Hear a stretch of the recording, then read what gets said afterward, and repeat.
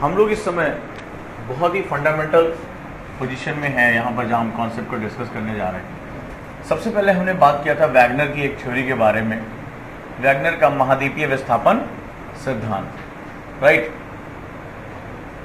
यानी continental drift theory, CDT, right.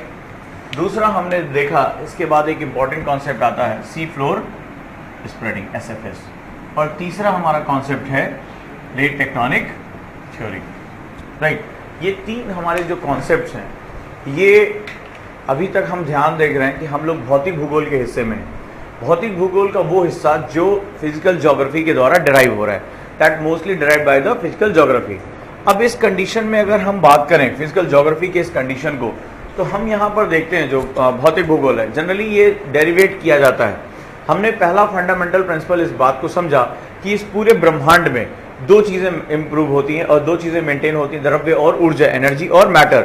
ये energy और मैटर जो होता है वो संरक्षण के नियम का पालन करता है, यानी एक फॉर्म से दूसरे फॉर्म में ये प्रवेश करता है, neither be created nor be destroyed. अब ऐसी कंडीशन में हमें आइडेंटिफाई करना होता है, जब हम भूगोल को एक विजुअल साइंस के रूप में देखते हैं, तो विज्ञान का मतलब हुआ कि जब हम इसके हर चीज को, हर मूवमेंट को तर्क के माध्यम से, यानी वैज्ञानिक नियमों के माध्यम से इसको हम लोग क्या कर सके, सत्यापित कर सके on the basis of their physical principle.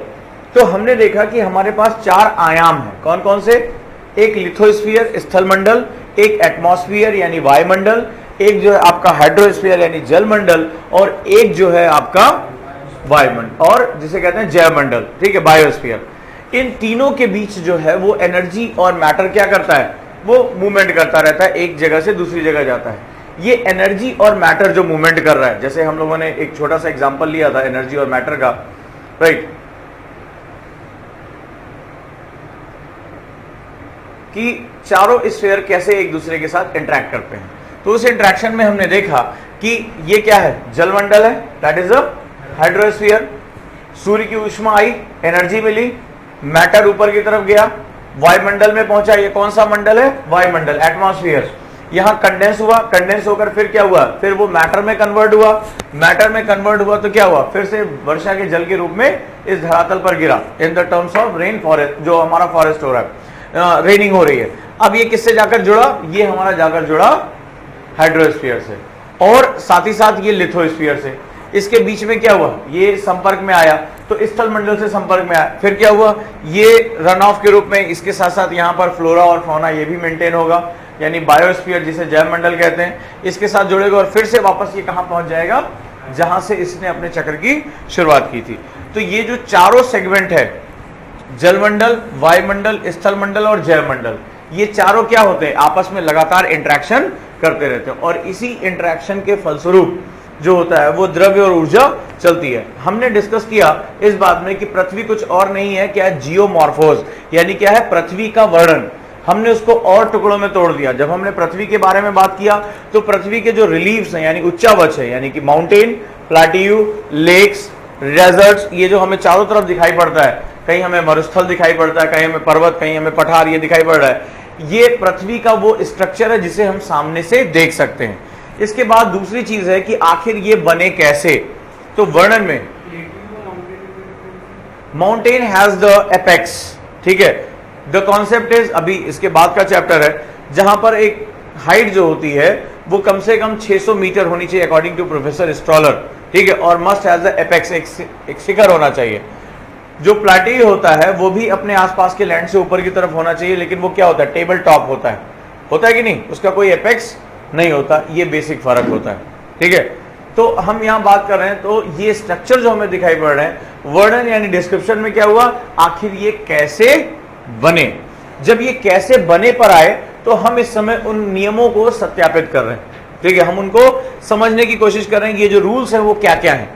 तो जब मैंने चारों आयामों का जिक्र किया, जब चारों आयाम द्रव्य और ऊर्जा, तो सवाल ये था कि आखिर एनर्जी और मैटर क्या अपने आप मूवमेंट कर जाएंगे या इनके पीछे कुछ शक्तियां होंगी, कुछ लॉज होंगे। और अगर हम पूरे भूगोल को कैप्चर करने के बजाय इन लॉज को अगर समझते चले जाएं, इन नियमों को हम समझ लें, हमारे लिए सब कुछ बहुत आसान होगा। अभी देखते जाना, बस केवल इन नियमों को समझते जाओ, पूरा भूगोल ऐसे तुम्हारे सामने बिखर जाएगा, कुछ नहीं है इसमें, और आराम से समेटो, लेके चलते बनो। लेकिन जब तक इन नियमों पे काबू नहीं होगा, ये एक ऐसा विषय है जो तुम्हें सबसे ज्यादा नेगेटिव मार्किंग करा ले जाएगा, क्योंकि भूगोल इन्वायरमेंट का बेसिक्स है, बिना इसके इन्वायरमेंट में एंटर नहीं कर पाओगे। और लगभग एवरेज 25 से 28 क्वेश्चन हर साल वैरी कर जाते हैं। 25 से 28 बहुत बड़ा सेगमेंट है ये, ज्योग्राफी और एनवायरनमेंट को मिला लो तो बड़े आराम से, और बहुत डेरिवेटिव क्वेश्चन जाते हैं। तो ऐसी कंडीशन में दूसरा हमने देखा कि हमारे पास एजेंट क्या क्या है जो इस द्रव्य और ऊर्जा को मेंटेन कराएंगे। तो पहला हमने किस पे डिस्कस किया था? ग्रेविटेशनल, गुरुत्वाकर्षण बल। दूसरा प्लेट टेक्टोनिक। तीसरा राइट, अपने अक्ष पर झुका होना, इंक्लाइन। और रोटेशन, सूर्य अपनी धुरी पर घूमना, रिवॉल्यूशन परिक्रमण करना, सेंट्रीफ्यूगल और सेंट्रीपिटल फोर्सेस, राइट, इनर्शिया जड़त्व, राइट, ये इंपॉर्टेंट, एंड इंसोलेशन सूर्य तप, राइट, फ्रिक्शन। ये वो शक्तियां हैं, घर्षण वो शक्तियां हैं जो द्रव्य और ऊर्जा को एक आयाम से दूसरे आयाम में इंटरेक्ट कराती हैं। तो हम सब कुछ समझने की बजाय इनको समझ लें तो हम ज्यादा हमारे लिए फ्रूटफुल रहेगा। जैसा हमने पहले बल के बारे में देखा, तो जहां भी पृथ्वी है, जहां ग्रह है, जहां पर खगोल विज्ञान है, सबसे ताकतवर और सबसे रिस्पॉन्सिबल फोर्स कौन सी है? Gravitational force. आखिर कैसे बने सितारे? नेबुला का निर्माण कैसे हुआ? हाइड्रोजन हीलियम के साथ कैसे मिक्सअप किया? वो शुरुआत की वो ताकत तो ग्रेविटेशनल ही थी, राइट। आखिर कल हमने जब सीडीटी में वैगनर की थ्योरी में देखा, फेल किस आधार पर कर गई थी? सूर्य और वो चांद और पृथ्वी के बीच की जो दूरी थी, डिस्टेंस, और उसकी वजह से टाइडल फोर्स जो थी उसको नहीं तो कैलकुलेट नहीं कर पाया सही ढंग से, तभी तो। यानी ये जो ग्रेविटेशनल फोर्स है one of the most important force. Second force है प्लेट टेक्टोनिक। प्लेट टेक्टोनिक ये जो मूवमेंट है ये क्या कर देता है? ये स्पेसीज की जो है वो वैरायटीज को, जो जीन पूल है उसको सब कुछ चेंज कर देता है। यानी इसकी वजह से ये जो लैंड और ओशियन है दोनों के दोनों, यानी महाद्वीप और महासागर, ये लगातार क्या कर रहे हैं? अपनी स्थितियों को बदल रहे हैं, ये चल रहे हैं, और इसके चलने की वजह से ये अलग अलग जलवायु पट्टियों में पहुंचते चले जा रहे हैं। जैसे शुरुआत में हमने एग्जाम्पल में देखा, राइट, तो कल हम लोगों ने एग्जाम्पल में एक छोटा सा सेगमेंट देखा, और वो ये देखा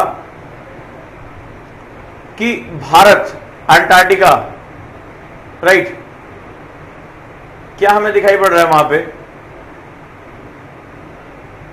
ये हम लोगों ने कल मेंशन किया कि आखिर इस हिस्से पर ये जो है ग्लेशिएशन के निशान कैसे मिले। आज तो यहां बर्फ नहीं पड़ती, आज कोई कह सकता है कि हिंदुस्तान के इस हिस्से पर बर्फ के निशान पाए जा सकते हैं, लेकिन पाए गए, ठीक है। आज कोई कह नहीं सकता कि ऑस्ट्रेलिया के इस हिस्से में बर्फ हो सकती है, आज वहां विशाल रेगिस्तान है, डेजर्ट है, लेकिन वह क्या हुआ? वहां बर्फ के निशान पाए गए। कैसे संभव हुआ? इसका मतलब ये कभी ना कभी एक हिस्सा था, और धीरे धीरे ये जब चलना शुरू हुआ तब उससे जो है वो विभिन्न प्रभाव आने शुरू हो गए, राइट। तो इस कंडीशन में अगर हम बात करें, यहां हम समझे, तो ये एक इंपॉर्टेंट थ्योरी क्रिएट करती है। इसके बाद हमने देखा था इंक्लाइनेशन, रोटेशन और रिवोल्यूशन, ये तीनों की वजह से हमने यहां देखा कि अपसौर और उपसौर यानी पेरीहीलियन और एपीहीलियन की कॉन्सेप्ट्स आते हैं, साथ ही साथ ये मूवमेंट करते हैं, राइट। इसकी वजह से सूर्य और पृथ्वी के बीच का जो रिलेशनशिप है वो चेंज होता रहता है। इसके बाद मैं फिर इसको दोबारा डिस्कस करूंगा, राइट। इसके साथ साथ सेंट्रीफ्यूगल और सेंट्रीपिटल फोर्स, जब हम कोई चीज घूमती है तो उसके केंद्र की ओर और बाहर की तरफ क्या होता है? फोर्सेस लगते हैं। साथ ही साथ इनर्शिया, इनर्शिया क्या होता है? न्यूटन के सेकेंड लॉ के हिसाब से काम करती है, यानी कोई वस्तु अगर गतिशील है तो गतिशील रहेगी, और अगर कोई रुकी हुई है तो रुकी हुई रहेगी, जब तक कि उस पर कोई बाहरी बल ना लगाया जाए। ये बहुत इंपॉर्टेंट सेगमेंट है। इंसोलेशन, सूर्यतप। सूर्यतप जो है किस हिस्से को कितनी गर्मी मिल रही है, और यही सूर्यतप है जो बहुत इंपॉर्टेंट सेगमेंट जनरेट करता है, बहुत इंपॉर्टेंट सेगमेंट यहां पर हमें बताता है। तो आज हमारा जो हमने देखा सीडीटी, कॉन्टिनेंटल ड्रिफ्ट थ्योरी, किसने दिया? वैगनर ने। वैगनर ने क्या बताया? किस आधार पर? वैगनर ने सबसे पहले जिग्सा फिट की थ्योरी दी, और उन्होंने अफ्रीका का पश्चिमी हिस्सा और अमेरिका, दक्षिणी अमेरिका का पूर्वी हिस्सा जो है उसको परफेक्टली मिलाया तो क्या बन के तैयार हुआ? जिग्सा फिट तैयार हुआ। और जिग्सा फिट की वजह से यहां पर जो है उसने ये बताया कि किस प्रकार के स्ट्रक्चर यहां पर पाए जा रहे हैं। नंबर 1। सेकंड जो है हमारा सेगमेंट हम देखते हैं, सेकंड सेगमेंट में हम आते हैं और वहां पर हम बात करते हैं जो दूसरा जिग्सा फिट के बाद उन्होंने जो है वो जलवायु पट्टियों के बारे में अध्ययन किया। उसके बाद फॉसिल्स का अध्ययन किया। किसके फॉसिल्स को? मेसोसोरस के। मेसोसोरस के फॉसिल्स को जो है उन्होंने स्टडी किया और स्टडी करके उन्होंने ये बताया कि जो सेगमेंट है यानी कैसे जो है वो बीच में इतना बड़ा अटलांटिक महासागर और कैसे ये फॉसिल्स यहां से यहां तक पहुंचे। और इस आधार पर उन्होंने ये मेसोसोरस जो तैर नहीं सकता था, एक रेप्टाइल था, उसके फॉसिल्स इतने बड़े एरिया में यहां मिले और इतने बड़े एरिया में यहां मिले। कैसे मिले होंगे? ये तभी पॉसिबल है दोनों का दोनों एक रहा होगा। तो कल हम लोगों ने देखा पहला हमारा सेगमेंट था कॉन्टिनेंटल ड्रिफ्ट थ्योरी। किसी को वहां तक कोई दिक्कत? किसी को समझने में दिक्कत? इसके बाद क्या हुआ? वैगनर जो है वो बता नहीं पाए कि क्यों जो है वो ये कॉन्टिनेंट मूव कर गए, पावर क्या थी। हाँ बताओगे योगेश, किस लिए वैगनर फेल कहाँ कर गए?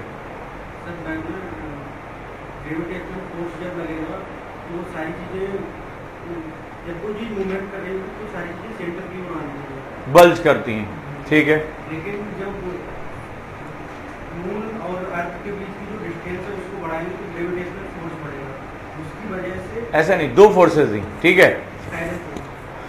कल फिर से इसीलिए कहा जब वैगनर ने बताया, वैगनर ने अपना क्या सिद्धांत दिया कि पूरा जो है कार्बोनिफेरस युग में जो पूरे सारे कॉन्टिनेंट थे वो एक थे।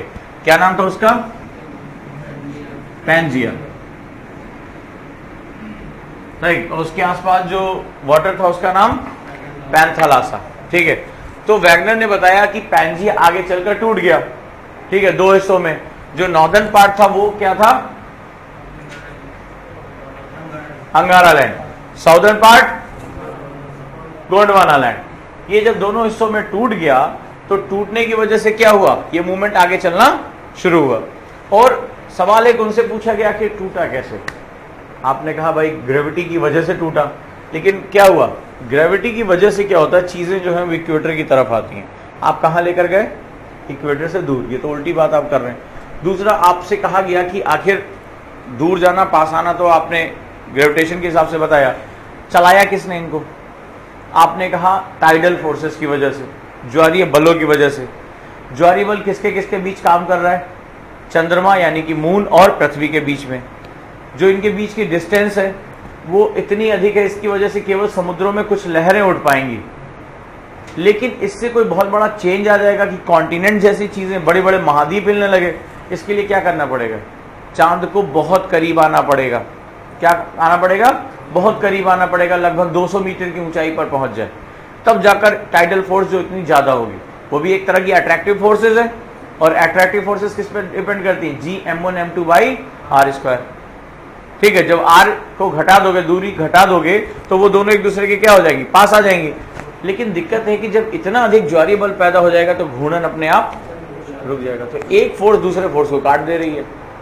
आपने कहा था कि ग्रेविटेशन की वजह से वो अलग अलग मूवमेंट कर गए और दूसरा टाइडल की वजह से चल रहे हैं। ये क्या होगा? जैसे ही चांद इतना पास आएगा क्या करेगा? उसको ब्रेक लगा देगा, पृथ्वी को घूमना ही उसका रोक देगा, सारा मामला ही खत्म हो जाएगा। तो क्या हुआ? वैगनर फेल कर गया। उसके बाद कौन सी थ्योरी आई? SFS। जब मैपिंग की जाने लगी तो जो समुद्र के अंदर है वो लावा के हमें प्रमाण मिले, ठीक है, दहकता लावा। मैपिंग जब की गई, इसके हिसाब से क्या पता चला कि समुद्रों के अंदर कोई एक जगह है, ठीक है, विद इन ओशियन, जिससे क्या हो रहा है? लावा जो है वो बाहर निकलकर सामने आ रहा है, ठीक है। और इसका मतलब है ये वो प्लेट है जहां से जो है कंस्ट्रक्शन हो रहा है, जहां नई नई जो है प्लेटों का निर्माण हो रहा है। और इसी के हिसाब से हैरी हेस ने एक प्रिंसिपल दिया जिसका नाम था SFS यानी सी फ्लोर स्प्रेडिंग। और इस सी फ्लोर स्प्रेडिंग में उन्होंने बताया कि पृथ्वी के अंदर से जो क्या हो रहा है, ये लावा निकल रहा है और ये किसको क्या कर रहा है? पुश अपार्ट, इसको ढकेल रहा है बाहर की तरफ। और ये जो बाहर की तरफ जा रहा है धीरे धीरे क्या हो रहा है? ये दोनों प्लेट के किनारे एक दूसरे से दूर जा रहे हैं कि नहीं जा रहे हैं? तो यहाँ पर क्या हो रहा है? कंस्ट्रक्शन हो रहा है। इसने पूरी दुनिया का जो अभी तक का मॉडल था उसको जो है पूरा रिवोल्यूशनाइज कर दिया, ठीक है, उसको सोचने पर मजबूर कर दिया। क्योंकि अगर एक तरफ नवनिर्माण हो रहा है और आपने कहा कि द्रव्य और ऊर्जा, एनर्जी और मैटर संरक्षित है, और ये क्या हो रहा है, एक्स्ट्रा मैटर निकलकर सामने आ रहा है ना, निकल के आ रहा है कि नहीं। और हमने क्या कहा, neither be created nor be destroyed, ना तो हम बना सकते हैं ना तो मिटा सकते हैं। तो आखिर ये जो द्रव्य निकल कर आ रहा है, लावा निकल कर आ रहा है, मैग्मा निकल कर आ रहा है, देखो इतना फैलाता चला गया, नई नई परतें बन गई, तो ये तो उस सिद्धांत का अपोज कर रहा है, और वो तो संरक्षण का सिद्धांत है, यूनिवर्सल प्रिंसिपल है। तो क्या करना चाहिए था, कहीं ना कहीं इसका विनाश भी होना चाहिए। और इस निर्माण और विनाश, इस पूरे खेल में एक नई थ्योरी आई जिसे हम लोग कहते हैं plate tectonic theory. Plate tectonic theory ये कहता है कि पूरा विश्व जो है, केवल महाद्वीप ही नहीं, महासागर भी जो है वो चलते हैं। और ये बताया गया कि पूरा विश्व जो है वो कई प्लेटों में बटा हुआ है, और समुद्र के अंदर रिजेस पाए जाते हैं। इन रिजेस से जो होता है वो लावा बाहर निकल कर आता है, और पूरा विश्व जो बटा हुआ है ये बाहर निकल कर आ रहा है। साथ ही साथ क्या हो रहा है, ये जो पूरा विश्व है वो कई प्लेटों में बटा हुआ है, जिसमें एक प्लेट जो है वो आपकी नॉर्थ अमेरिकन प्लेट है, ठीक है, तुम्हारे इसमें दिया हुआ नॉर्थ अमेरिकन प्लेट है, एक तुम्हारा साउथ अमेरिकन प्लेट है, एक तुम्हारा जो है यूरेशियन प्लेट है, एक इंडिया ऑस्ट्रेलिया प्लेट है, ठीक है, ये देख रहे हैं आप लोग।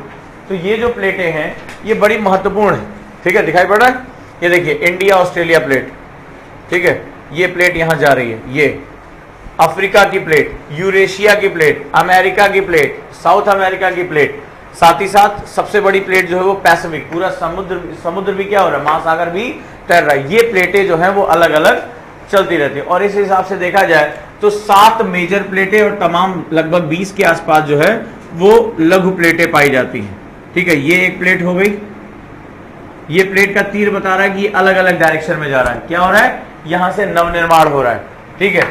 ये वाली प्लेट जो बता रही है, ये क्या बता रही है, ये नज़का की प्लेट है, ये इसका विनाश हो रहा है, एक दूसरे की तरफ जा रही है, ठीक है, ये गई। फिर एक तुम्हारी ये प्लेट है, राइट, एक प्लेट तुम्हारी ये है,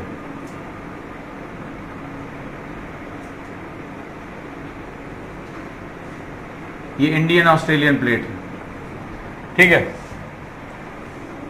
ये तुम्हारी पैसिफिक प्लेट है, प्रशांत महासागर प्लेट।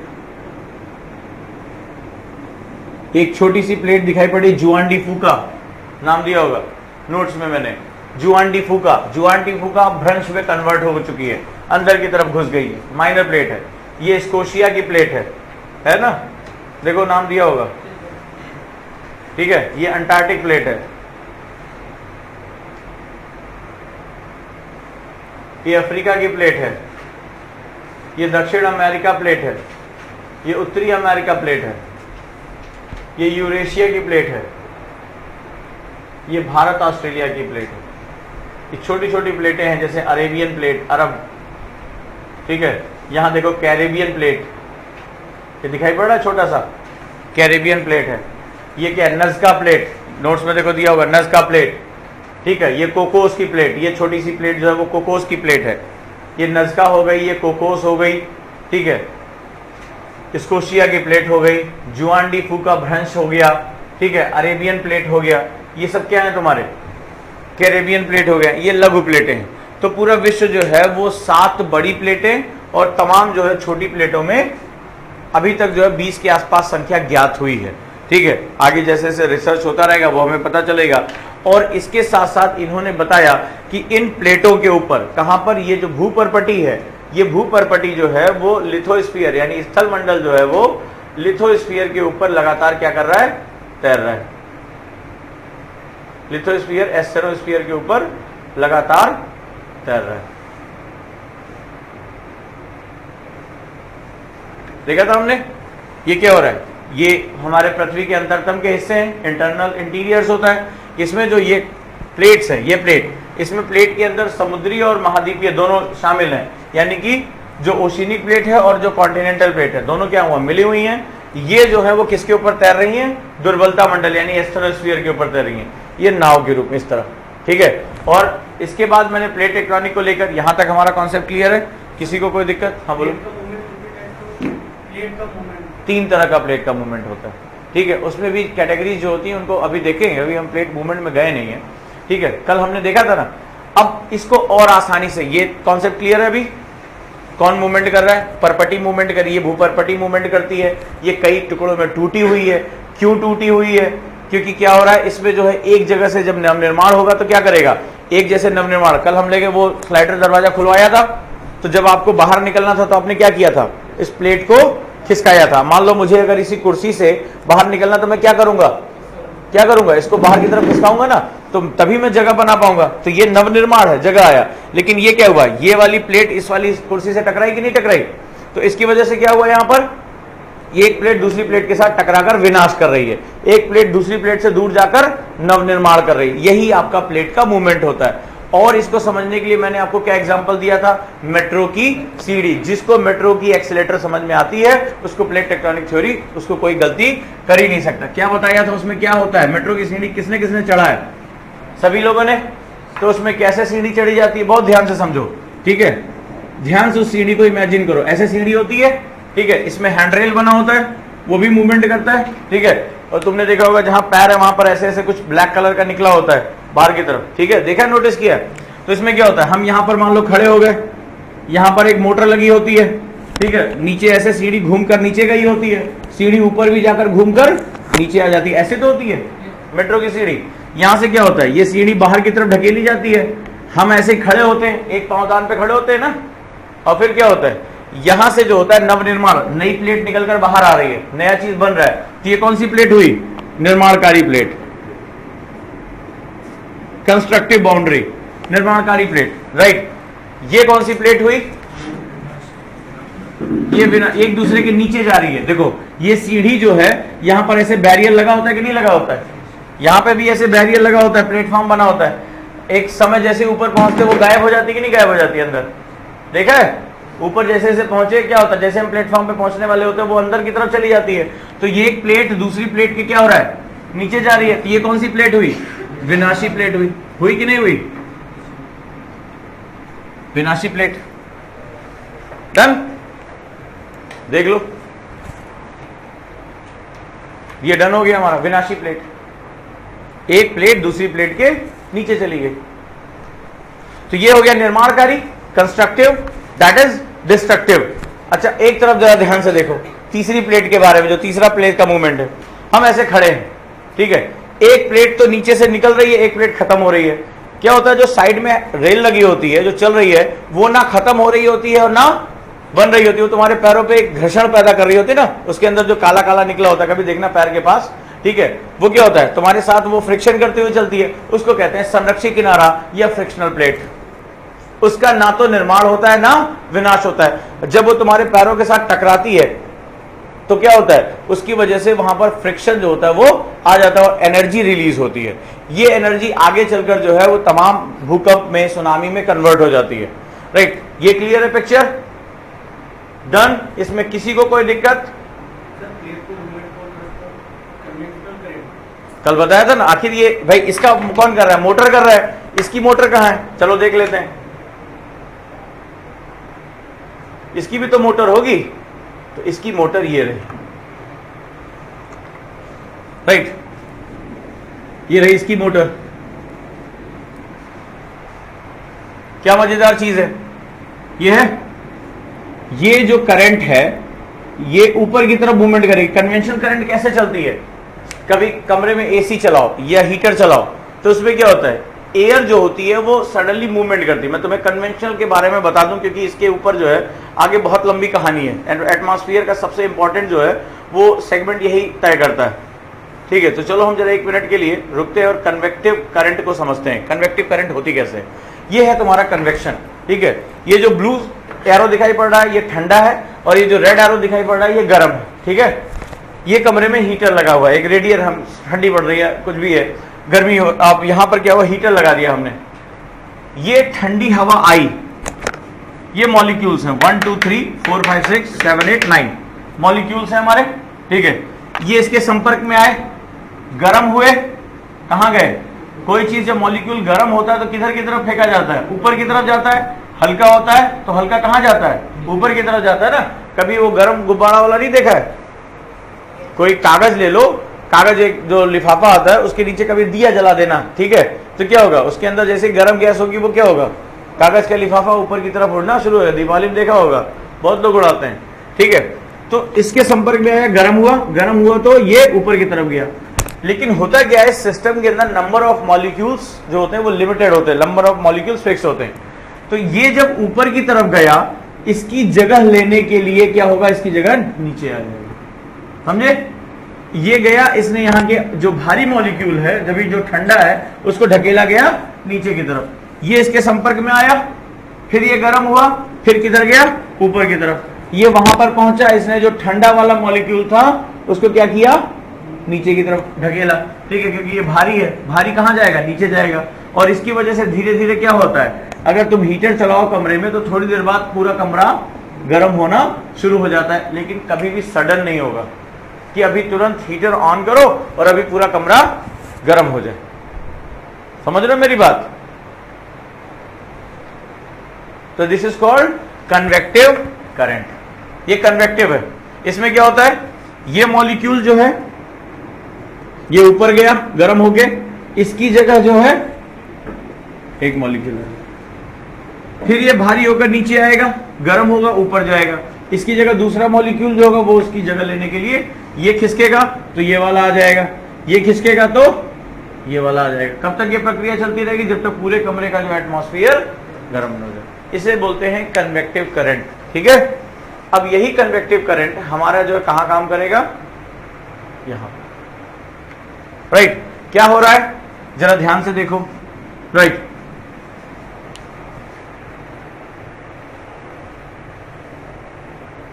अब और अच्छी तरह समझ में आएगा। डन। अब उस जैसा हो गया। अब चलो देखते हैं, चलो क्या हो रहा है। ये this one is a more heater, गर्म है ये, उसमें क्या था, हीटर था। अब फिर से समझ लो कैसे, ये मोटर पे हम काम कर रहे हैं। सीढ़ी तो समझ में आ गई, ठीक है, कहां गई और कहां निकली। अब देखते हैं हीटर मोटर कैसे काम कर रहा है। ये वाला मोल्टेन ज्यादा गर्म है, इसके टच में आया, क्या होगा, ऊपर की तरफ जाएगा गर्म होके। ये क्या हुआ, ये लावा लेकर ऊपर निकला, ठीक है। यहां से क्या हुआ, दरारी था, ठीक है, सीढ़ी जहां मेट्रो की कंस्ट्रक्टिव सीढ़ी है, इसने इसको रिजेस को तोड़ा, यहां से लावा बाहर आके फैल गया, ठीक है। फिर क्या हुआ, यहां क्योंकि वाटर है इसके संपर्क में आ रहा है, ठीक है, टेम्परेचर कम है, प्रेशर कम है, क्या हो रहा है, ठंडा हो रहा है। तो फिर क्या हो रहा है, भारी हो रहा है, तो क्या हो रहा है, फिर नीचे आ रहा है, नीचे जा रहा है, फिर गर्म हो रहा है, ऊपर की तरफ जा रहा है, ऊपर जा रहा है, फिर ठंडा हो रहा है, नीचे की तरफ आ रहा है। सेम यही प्रोसेस यहां चल रहा है कि नहीं चल रहा है। ये देखो, गर्म हो रहा है, ऊपर की तरफ जा रहा है, ठंडा हो रहा है, फिर नीचे की तरफ आ रहा है। डन। बहुत ध्यान से इस प्रक्रिया को समझ लो, क्योंकि नीचे क्या है, कोर गर्म है, चेंज इन टेम्परेचर, ठीक है, टेम्परेचर में चेंजेस की वजह से, ठीक है। कन्वेक्टिव करंट यहां पर मूवमेंट कर रही है।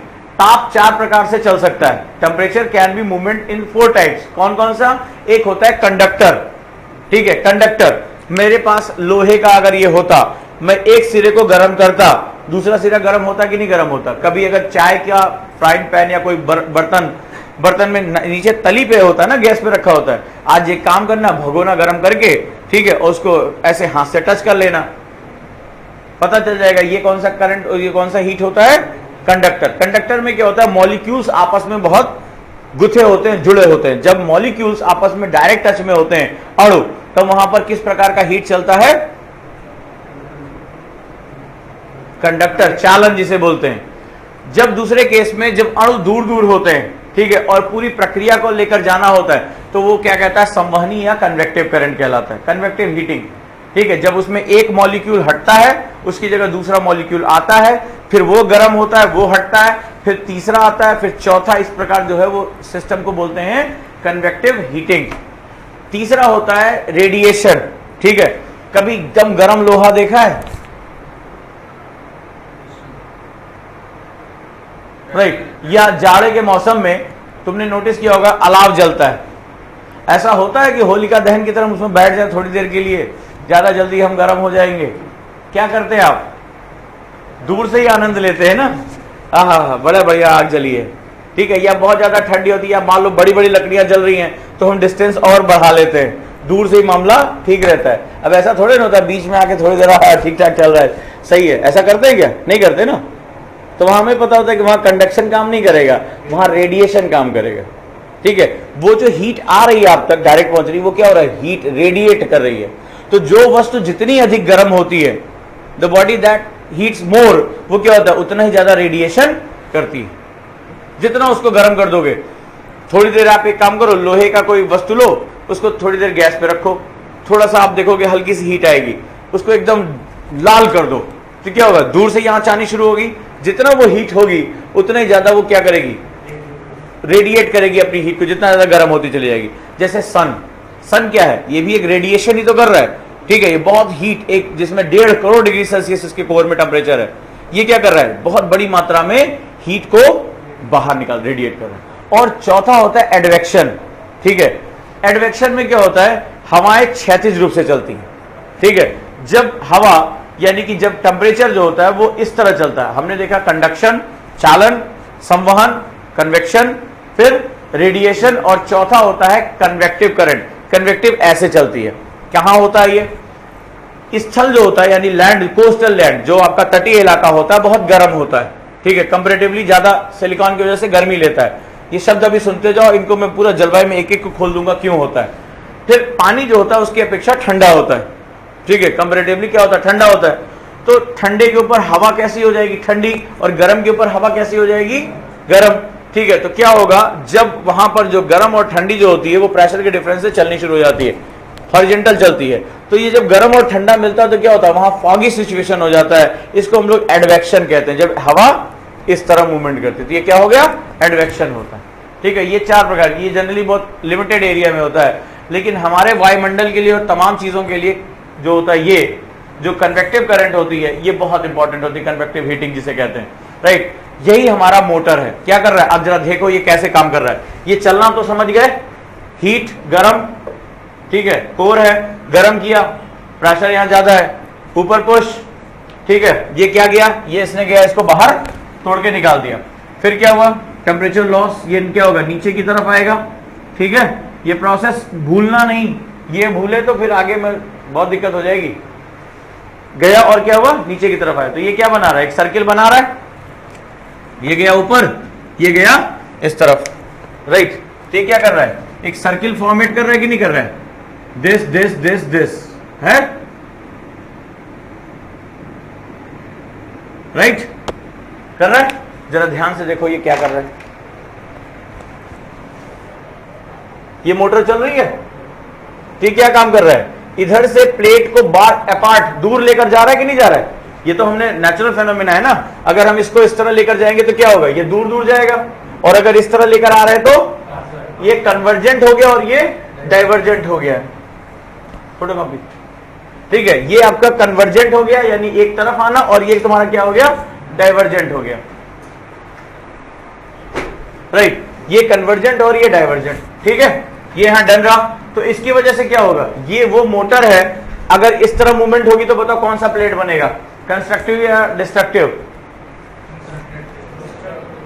ये दूर जा रहा है ना, दूर जाने का मतलब क्या है, लावा उसकी जगह आ जाएगा भरने के लिए। तो ये कौन सी, कंस्ट्रक्टिव या डिस्ट्रक्टिव, निर्माणकारी या विनाशकारी, निर्माणकारी। लेकिन जैसे ये निर्माण होगा, सिद्धांत क्या कहता है, विनाश भी वहीं पर एग्जिस्ट होना चाहिए, नहीं तो एनर्जी और मैटर बिगड़ जाएगा। और प्रकृति अपने नियमों को नहीं बदलती है, सिर्फ हम हैं जो अपने नियम बदलते रहते हैं। तो क्या होगा, ये गया, इसने क्या किया, इसी प्लेट में जहां निर्माण हो रहा है दूसरी प्लेट को क्या करेगा, डिस्ट्रक्शन। क्योंकि अगर मेट्रो की सीढ़ी निकल रही है लेकिन अगर अंदर ना जाए तो कहां फेंका जाओगे तुम जानो। ठीक है, कहां निकल लोगे। ठीक है, तो ऐसी कंडीशन में क्या होता है, जितनी, अच्छा ये भी है कि अगर एक सीढ़ी निकल रही तो एक सीढ़ी अंदर भी जा रही होती है, नोटिस किया है, और ना हो तो तुम जानो, तुम्हारा काम जाने, होता है ना। तो मेट्रो की सीढ़ी में तो यहां भी क्या हो रहा है, अगर ये कंस्ट्रक्शन हो रहा है तो डिस्ट्रक्टिव बाउंड्री भी यहां पर काम करेगी। डन, किसी को कोई दिक्कत यहां पर। तो हमने देखा कि प्लेट के मूवमेंट इस तरह होते हैं। तो जो रिजेस होते हैं, जो हमने देखा कि कल समुद्रों के अंदर जो जगह बन रही थी, ये जो जगह मैंने प्लेटों के बीच में बनाई, ये क्या हुआ, कंस्ट्रक्टिव बाउंड्री हुई। और यहाँ पर जो समुद्रों के अंदर जो है वो रिजेस के अंदर से क्या होता है, नया लावा निकलकर बाहर आता है, मैग्मा निकलता है, और उसकी वजह से जिसे निर्माणकारी कहते हैं। अब सवाल है कि विनाश किस तरह का होता है, यानी डिस्ट्रक्शन किस तरह का होता है। राइट, और हम अगर बात करें तो पूरी दुनिया में हमें कितनी प्लेटें दिखाई पड़ती हैं?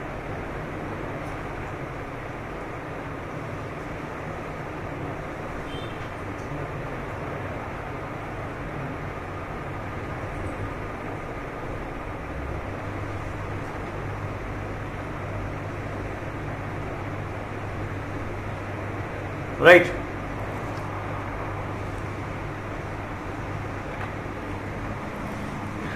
दीज टाइप ऑफ बाउंड्रीज, ये जो फेनोमेना होता है वो इतनी तरह का फेनोमेना होता है। कौन कौन सा फेनोमेना? अब देखो, ये आपकी कौन सी बाउंड्री है जब एक दूसरे से दूर जा रही है? अब बोलते जाओ, एक दूसरे से दूर जा रही है, कुछ नया निकलकर सामने आ रहा है, रिजेस में से क्या होगा? निर्माण होगा, तो ये क्या होगा? कंस्ट्रक्टिव प्लेट है, राइट। दूसरा क्या तुम देख रहे हो, ये या तो समुद्र की एक प्लेट जो है महाद्वीप की प्लेट के नीचे जा रही है, या समुद्र की एक प्लेट समुद्र की दूसरी प्लेट के नीचे जा रही है। तो नीचे जाने का मतलब क्या हो रहा है? यहां जा रही है और पिघल जा रही है, इसका मतलब ये क्या है? वो अपना अस्तित्व खो दे रही है। ये कौन सा किनारा हुआ? विनाशी किनारा हुआ। यहां तुम्हें क्या दिखाई पड़ रहा है? कोई प्लेट किसी प्लेट के नीचे जा रही है, कोई किसी से दूर जा रही नहीं, एक दूसरे को क्या कर रही है? रगड़ते हुए चल रही है, फ्रिक्शन के साथ चल रही है, फ्रिक्शन फोर्सेस। तो ये कौन सा किनारा हुआ? संरक्षित किनारा होता है, राइट। यहां neither be created nor be destroyed, ना तो डिस्ट्रक्शन हो रहा है और ना ही यहां पर कंस्ट्रक्शन हो रहा है, कुछ नहीं हो रहा है। इसको हम लोग कौन सी प्लेट बोलते हैं? संरक्षित किनारा या transform boundaries, right. This is the transform boundaries. ये हमारे जो होते हैं सेगमेंट होते हैं।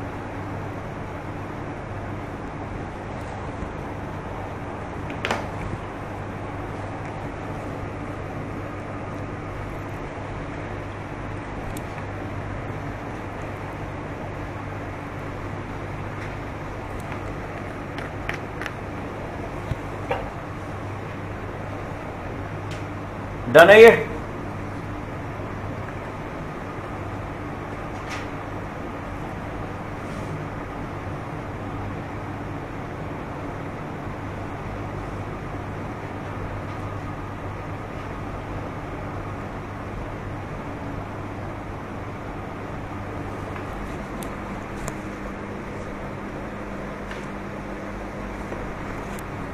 ये पीछे पास कर दो बेटा इनको।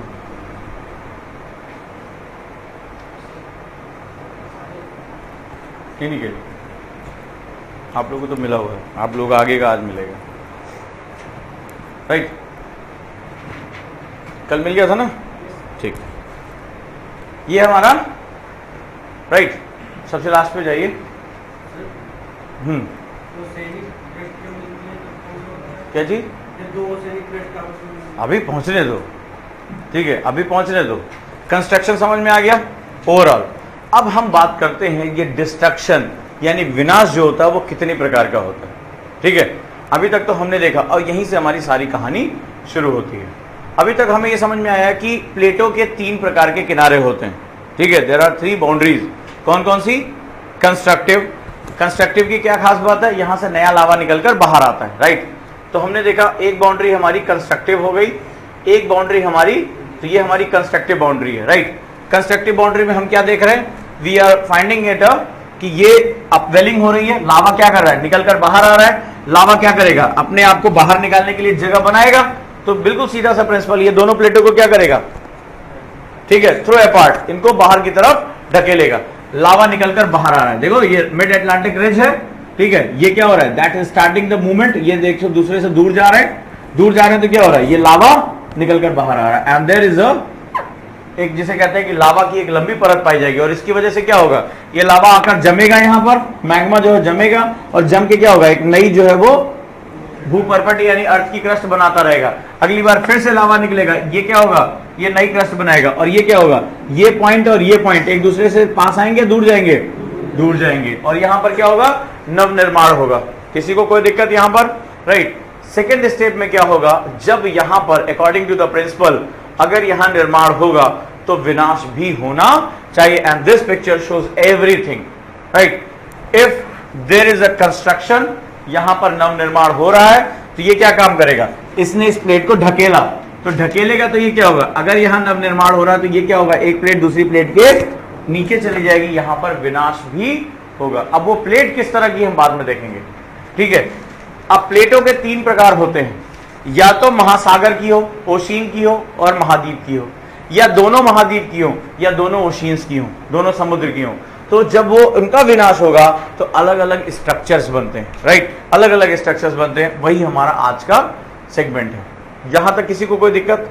चलो अब अगर हम बात करें डिस्ट्रक्शन की, तो डिस्ट्रक्टिव बाउंड्री जो होती है, विनाशी प्लेट जो होती है जिसे हम लोग कहते हैं, ठीक है, विनाशी प्लेट, समझते जाओ इसे, यानी डिस्ट्रक्टिव बाउंड्रीज जो होती हैं वो 3 तरह की होती है, 1, 2 एंड 3। पहली, जब ओशिनिक एंड कॉन्टिनेंटल, ओसी प्लेट, ओसी टक्कर हो, विनाशी प्लेट, विनाशी का मतलब है कि इसमें नुकसान ही होना है प्लेटों का, ठीक है। जब एक ओशिनिक हो और दूसरी कॉन्टिनेंटल हो, यानी समुद्री प्लेट और महाद्वीपीय प्लेट की टक्कर हो,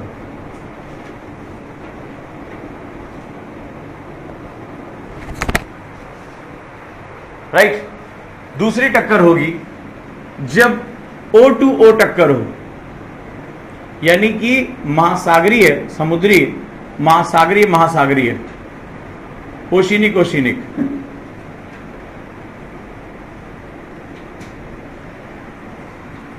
राइट।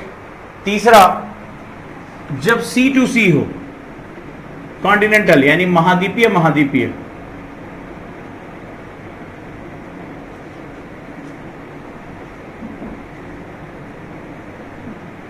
कॉन्टिनेंटल कॉन्टिनेंटल, ये 3 तरह की टक्कर होती है, राइट। जब O2C टक्कर होती है तो क्या होता है, ओशिनिक प्लेट ये क्या होती है, भारी होती है। भारी क्यों होती है? That is a heavy plate, right, because of it is made by the basalt, basalt से मिलकर बनी होती है। ये महाद्वीपीय प्लेट अपेक्षाकृत हल्की होती है, राइट, लाइट। क्यों? क्योंकि ये सिलिका से मिलकर बनी होती है। बेसाल्ट एक आग्नेय पदार्थ है, ठीक है, चट्टानों के एक पदार्थ है। लावा जो निकलता है ना, वो जमता है, वो बेसाल्टिक पदार्थ के रूप में होता है, ठीक है, वो ज्यादा हैवियर होता है। ये प्लेट जो होती है वो हैवियर प्लेट होती है। सिलिका जो बालू होती है, ठीक है, सिलिका के फॉर्मेट से बनी होती है, वो इससे बनी होती है जो कंपैरेटिवली हल्की होती है। तो महाद्वीप जो होते हैं वो हल्के होते हैं और महासागर जो होते हैं उनकी प्लेटें भारी होती हैं। ये थिक अधिक होता है, ये क्या होता है, ये मोटा अधिक होता है, ठीक है, 35 पर्वतों के नीचे 35 किलोमीटर तक। ये क्या होता है, अपेक्षाकृत पतला होता है, ये 35 किलोमीटर तक पाई जाती है। ये 5 किलोमीटर तक जो है इसकी मोटाई होती है।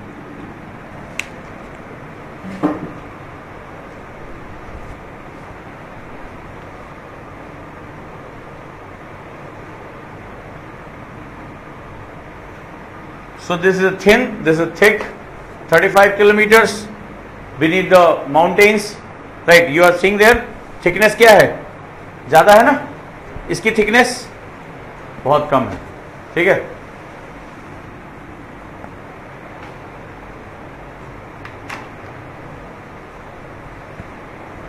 हो गया? यहां तक किसी को कोई दिक्कत? चलो, तो पहले टक्कर की हम बात करते हैं, O2C, राइट। अब जरा देखो, मिटा दो इसे।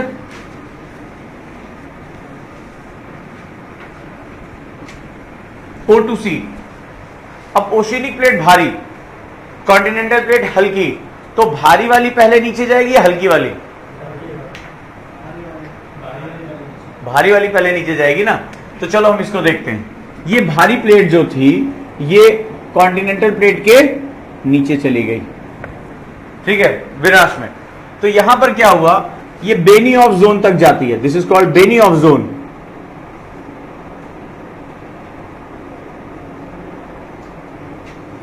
बेनियोफ जोन ये वो क्षेत्र है, जैसे जैसे ये प्लेट, समुद्र की प्लेट महाद्वीप की प्लेट के नीचे जाना शुरू होगी, ऐसे जाती है। ये टकराई और ये क्या हुआ, नीचे की तरफ इसने जाना शुरू कर दिया। जैसे जैसे नीचे जाएगी प्रेशर क्या होगा, दाब बढ़ेगा, और जैसे जैसे धरती के अंदर जैसे जैसे प्रेशर बढ़ता चला जाता है, वैसे वैसे क्या होता है, टेम्परेचर भी बढ़ता चला जाता है। कहां देखा होगा तुमने एग्जांपल ये एग्जाम्पल तुमने देखा होगा, तब तुम कभी गलती से साइकिल में हवा भर रहे हो, भरिए कभी। पंप क्या होता है? पंप कैसा हो जाता है? ठंडा हो जाता है, गर्म हो जाता है? गर्म हो जाता है। हाँ, उसकी वजह से बार बार जब एयर का प्रेशर जो है वो जब वॉल्यूम घटाओगे तो प्रेशर बढ़ जाएगा, उसकी वजह से प्रेशर क्रिएट होगा तो क्या होगा? टेम्परेचर बढ़ जाएगा। तो उसमें क्या होगा? इतना अधिक टेम्परेचर क्रिएट हो जाएगा कि ये टूट कर मेल्ट हो जाएंगी, पिघल जाएंगी। पहले स्टेज में क्या होगा? चट्टाने नीचे जाएंगी और बेनी ऑफ जोन तक पहुंचते पहुंचते ये पिघल जाएंगी। जब ये पिघलेंगी, ठीक है, तो इसके अंदर चट्टाने जो होंगी वो क्या होंगी? पिघल जाएंगी, मेल्ट हो जाएंगी। इसमें से तमाम हल्की चट्टाने भी होंगी जो सिलिका अवसादी कणों से मिलकर बनी हुई, तो ये प्लूम के रूप में, ठीक है, ये प्लूम के रूप में क्या होगा? ऊपर की तरफ आएंगी। लावा कहां होगा? ऊपर की तरफ ऐसे प्लूम के रूप में चलना शुरू हो जाएगा, क्योंकि एयर का प्रेशर डिफरेंस क्रिएट हो जाएगा, दाब का अंतर पैदा हो जाएगा, ठीक है। और होता क्या है जब चट्टाने, आखिर सवाल यह है ना, कई लोगों से मैंने पूछा भी है कि क्या कारण है कि लावा जो होता है ज्वालामुखी का वो बड़ाम से ऊपर की तरफ फूटता है। जब ज्वालामुखी फूटता है तो लावा ऊपर की तरफ क्यों निकलता है?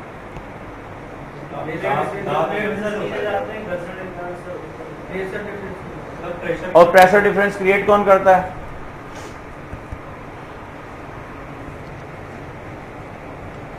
और प्रेशर डिफरेंस हमेशा क्यों नहीं रहता है? जब एक बार ज्वालामुखी फूटना शुरू हो जाए, फूटते रहे, फिर बंद हो जाता है, फिर कुछ सालों बाद भूम भड़ाम करके निकल जाता है।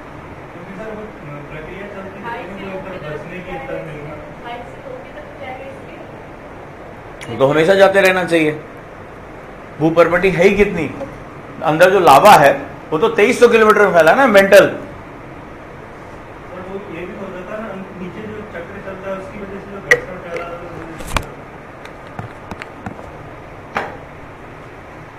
ये ऊपर से ही लावा निकल कर इतने से ही आ रहा, अभी मेंटल में नीचे गया ही नहीं, नीचे गया ही नहीं। मेंटल तो बहुत है ना, ये तो बहुत छोटा सा हिस्सा है, अभी तो एस्टेरोस्फीयर में ही तो है, ये मेंटल का ऊपरी हिस्सा है। और मेंटल क्या 2 हिस्सों में बटा हुआ है ना, ऊपरी मेंटल और निचला मेंटल। अभी तो मेंटल बहुत बड़ा है, ये तो 60-70 किलोमीटर का खेल है बस, वो तो 2300 किलोमीटर है।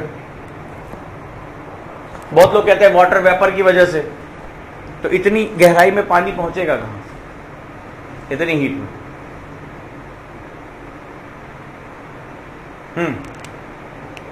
ये लावा, आखिर ये देखो ना, जब ज्वालामुखी फटता है तो कैसे फटता है? गड़गड़ाहट की आवाज के साथ, बड़े बड़े पत्थर, बोल्डर्स टूट के फाड़ रहे हैं, बड़ाम बड़ाम करके, यहां तक कि भूकंप आ जाता है, इतना तेजी से फटता है। आसपास की बस्तियां, सियाम, क्या होता है, दूर दूर तक पत्थर जाकर गिरते हैं, लोगों की मृत्यु हो जाती है। होता है, कभी तो सुना होगा, कभी किसी पिक्चर में देखा होगा।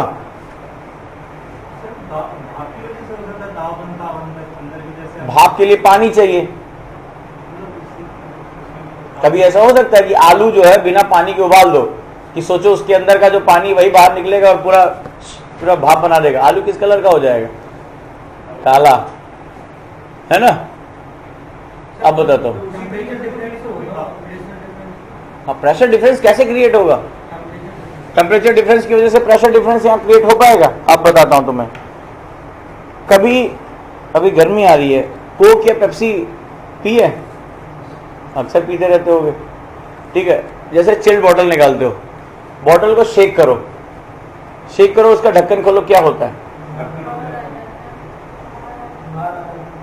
बाहर आ जाता है।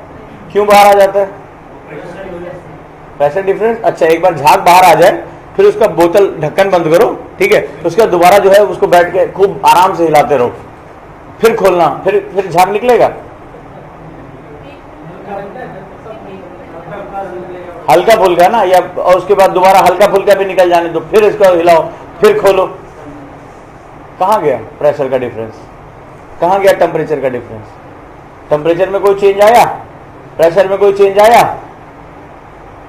लेकिन अभी नई नई बोतल लो और ठीक है, उसको शेक करो और उसका ढक्कन खोलो, क्या होगा? खूब तेज निकलता है कि नहीं निकलता है? देखा है कि नहीं देखा है?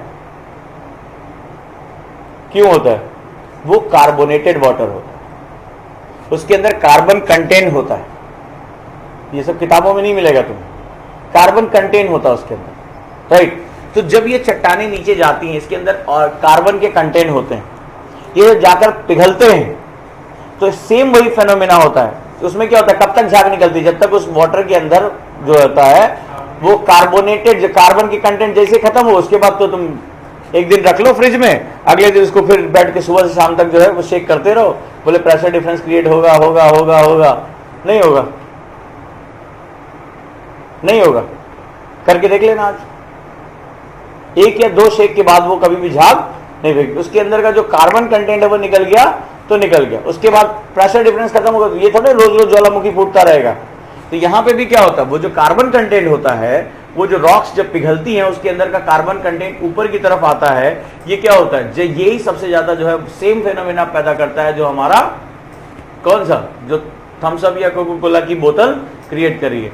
एंड दैट इज, ये क्या करता है, प्रेशर डिफरेंस क्रिएट कर देता है, और अचानक से क्या होता है, लावा भूपर्पटी को यानी अर्थ की क्रस्ट को तोड़ते हुए बाहर की तरफ आ जाता है। और चूंकि भूपर्पटी सबसे ज्यादा पतली कहां होगी, महाद्वीपों के बीच में या महाद्वीपों के किनारे, कॉन्टिनेंट्स के किनारे या कॉन्टिनेंट के बीचों बीच में, भूपर्पटी सबसे पतली कहां होगी, किनारे होगी, क्योंकि जैसे जैसे वो ओशियन की तरफ जाती है भूपर्पटी क्या होती है, पतली होती चली जाती है, ठीक है, शेल्फ में कन्वर्ट हो जाती है।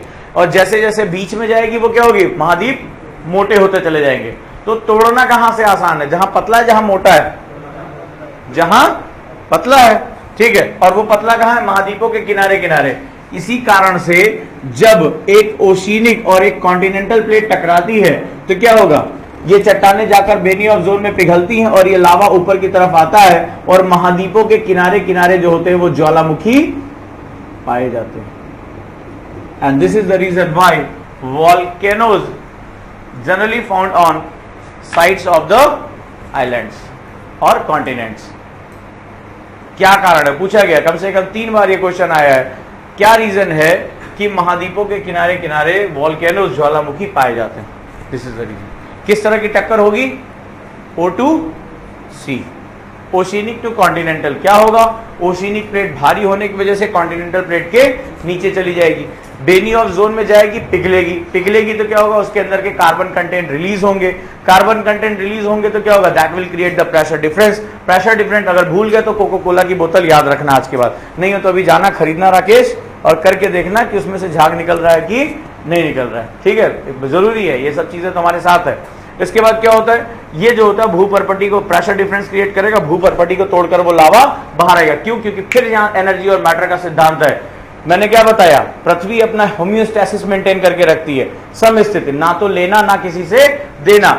यहां जब बना तो एक्स्ट्रा मैटर आ गया, तो पृथ्वी ने क्या जुगाड़ किया, मैटर गायब हो जाए। तो ये जब अंदर एक्स्ट्रा मैटर आया तो अर्थ ने क्या किया, इसको वापस भेजो, ठीक है, कुछ भी न लेना न देना, यही होम्योस्टैसिस है। तो क्या हुआ, इसने ऊपर बाहर भेज दिया। कहां से निकलेगा, कॉन्टिनेंट के किनारे किनारे जो है वो वॉल्केनिक एक्टिविटी होगी, जहां पर O2C प्लेट टकरा रही है, और उस एक्टिविटी की वजह से क्या होगा, भूकंपों की एक पूरी जो ज्वालामुखी है उसकी पूरी एक श्रृंखला पाई जाएगी, ठीक है, महाद्वीपों के किनारे किनारे। तो क्या क्या हमने देखा, व्हेन O2C कोलाइड्स, डन, अगर O से C जो है कोलाइड कर रहा है तो क्या होगा, नंबर 1, ओशियनिक प्लेट सबडक्ट्स नीचे चली जाएगी, कहां तक जाएगी, move to the Benioff zone, इसको शॉर्ट आउट कर लो, बेनी ऑफ जोन, ठीक है, बेनी ऑफ पट्टी तक जाएगी। वहां पर क्या होगा, बेनी ऑफ जोन में जो है रॉक्स मेल्ट, रॉक मेल्ट्स, चट्टाने पिघल जाएंगी, ठीक है, मेंशन करते जाओ। फिर चट्टाने जब पिघल जाएंगी तो कार्बन कंटेंट रिलीजेस,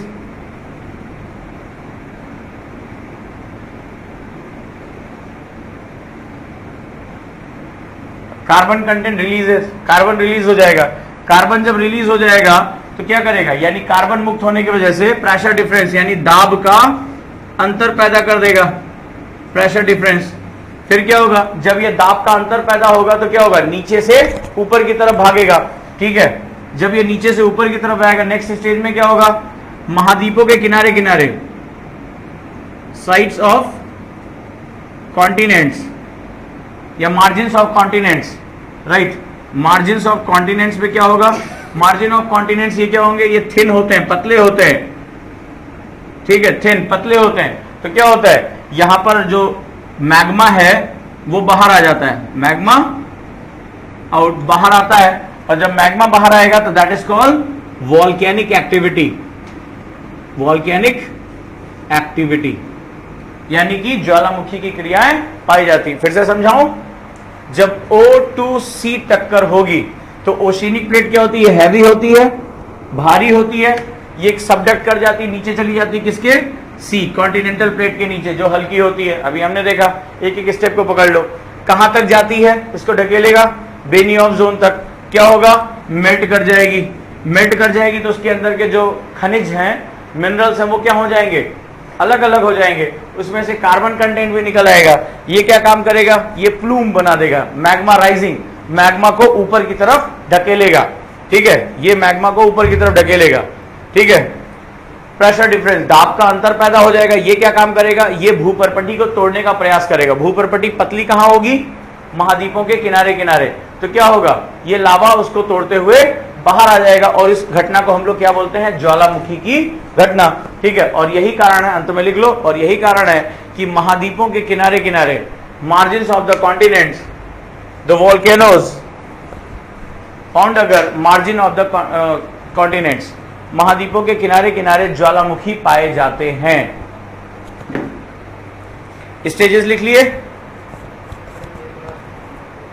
ये बेटा, ये मार्जिन ऑफ द कॉन्टिनेंट, महाद्वीपों के किनारे किनारे पतले होते हैं, तो लावा क्या होता है, तोड़कर बाहर आ जाता है। ये फ्लो चार्ट बना लो, ये याद रहेगा।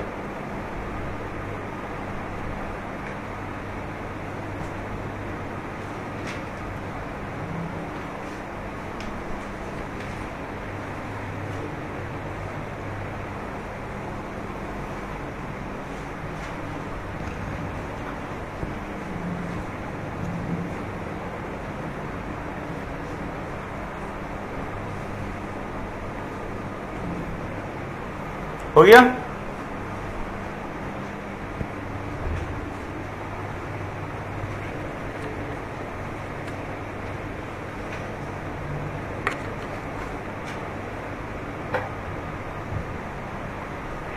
डन। और इसी तरह की जो घटना होती है, एक प्लेट के किनारे सबसे ज्यादा पाई जाती है, इसे प्रशांत महासागरीय प्लेट कहते हैं, this is called Pacific plate, और इसीलिए उसको रिंग ऑफ फायर के नाम से जाना जाता है, यानी संसार की अग्निपट्टी के रूप में। देखो ये मैप दिखाई पड़ रहा है, ये वो प्रशांत महासागरीय प्लेट है जो डिस्ट्रक्टिव प्लेट है, right, this is called ring of fire, दिखाई पड़ रहा है, रिंग ऑफ फायर। यहां पर सबसे अधिक क्या होता है, ये प्लेट एक दूसरे प्लेट के नीचे जा रही है, तो प्लेट जब नीचे जा रही है तो कौन सी एक्टिविटी होगी, जब एक कॉन्टिनेंटल प्लेट एक ओशिनिक प्लेट के नीचे जाती है तो कौन सी एक्टिविटी होती है,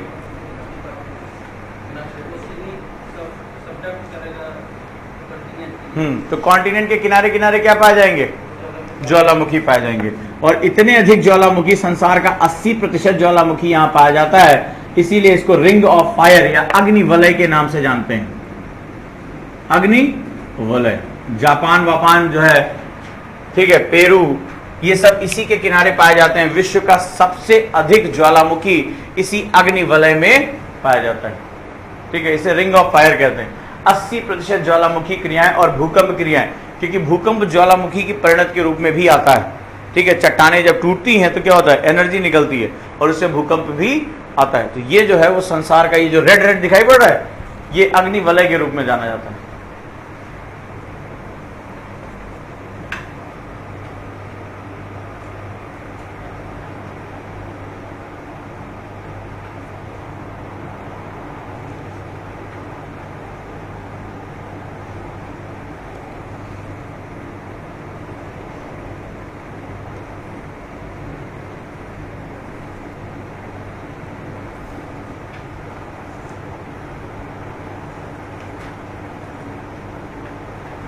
डन हो गया।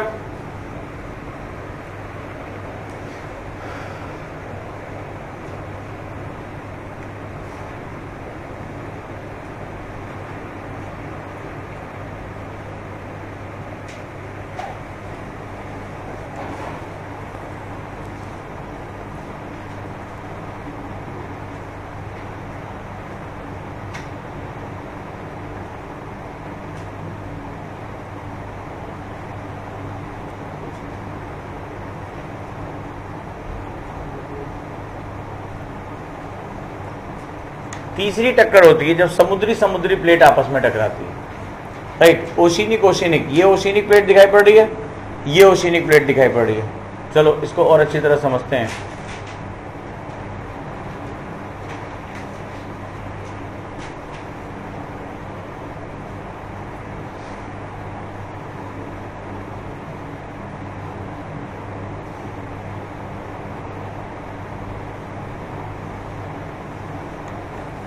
चलो ये हमारे सामने है ओशिनिक ओशिनिक, ठीक है, यानी O2O, दूसरी टक्कर है हमारी O2O टक्कर,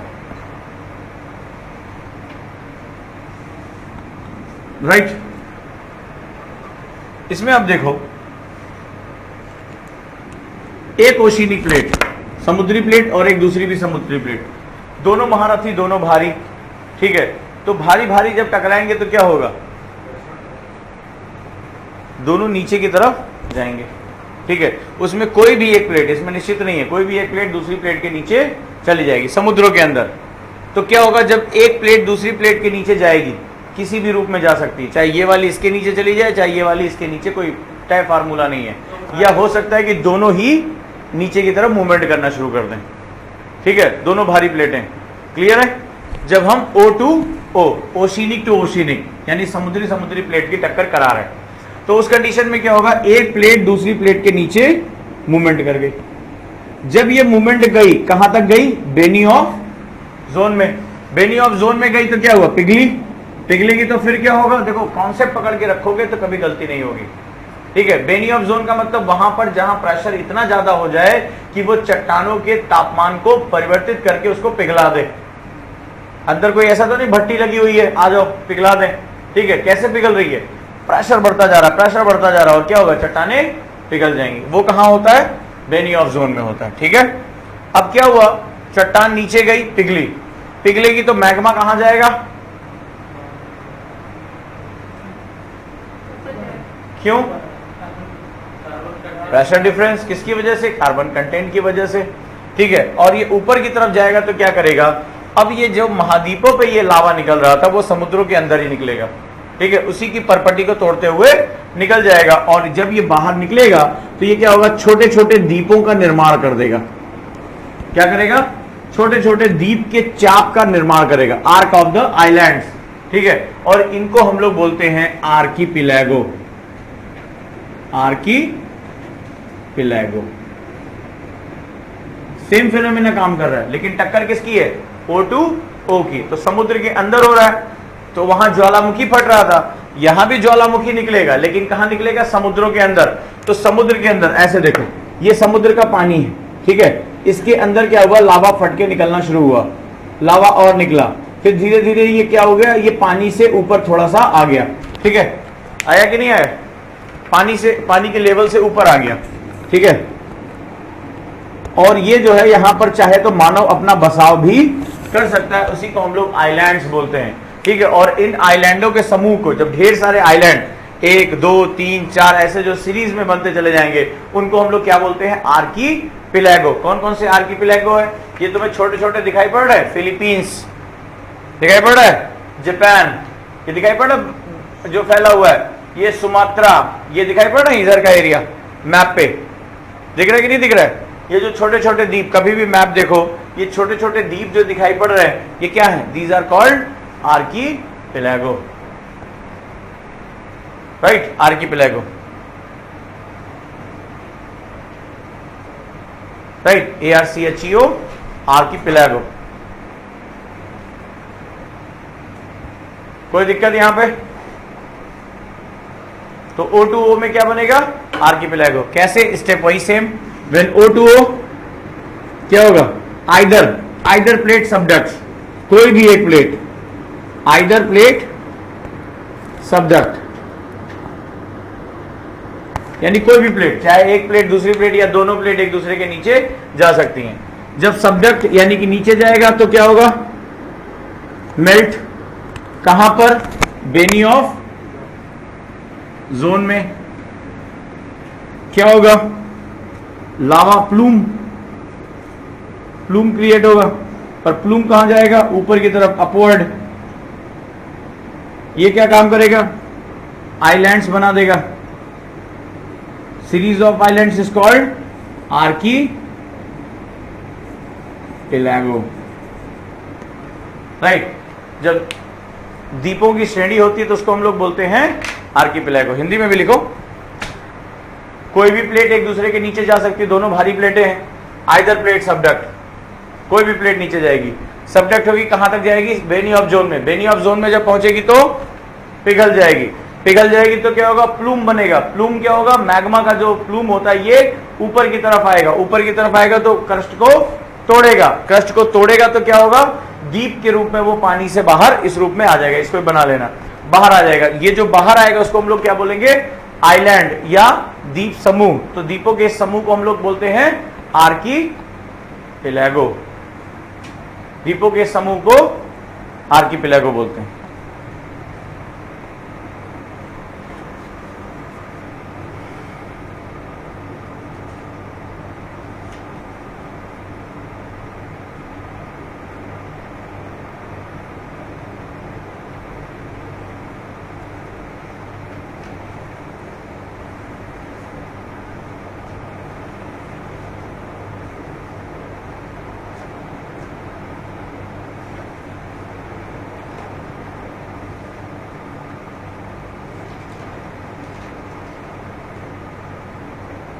हो गया।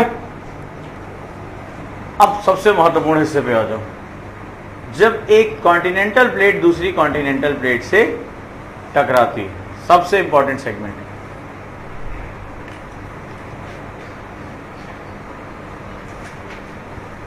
आज ह्यूमिडिटी है, बारिश होने वाली है ना,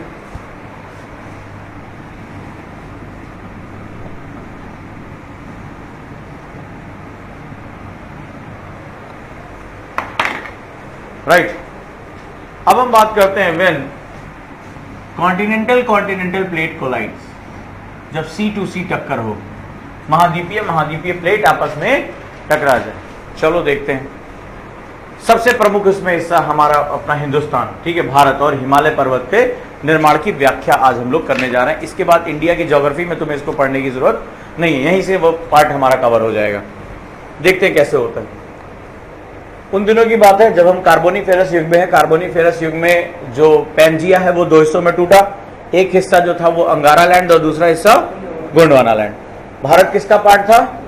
जो पेनिनसुलर इंडिया था वो हमारा गोंडवाना लैंड का पार्ट था। गोंडवाना लैंड का ये जो ट्रायंगुलर हमारा टुकड़ा था, ये ट्रायंगुलर हमें दिखाई पड़ रहा है, ये ट्रायंगुलर टुकड़ा आज से 71 मिलियन साल पहले टूटकर जो है वो नॉर्थ की तरफ, साउथ से नॉर्थ की तरफ बहना इसने शुरू किया। ये धीरे धीरे धीरे धीरे जो है वो आगे जाना इसने शुरू किया और आज से लगभग जो है वो 10 मिलियन ईयर एगो पहले जो है वो जाकर यूरेशिया की प्लेट से टकरा गया। वो टर्शियरी युग का एक समय था। इसको और अच्छी तरीके से यहाँ देखो, ये वो टुकड़ा था, क्रॉस सेक्शन, ये फ्रंट व्यू है हमारा, देख रहे हैं कि ये टुकड़ा यहाँ से चलना शुरू हुआ।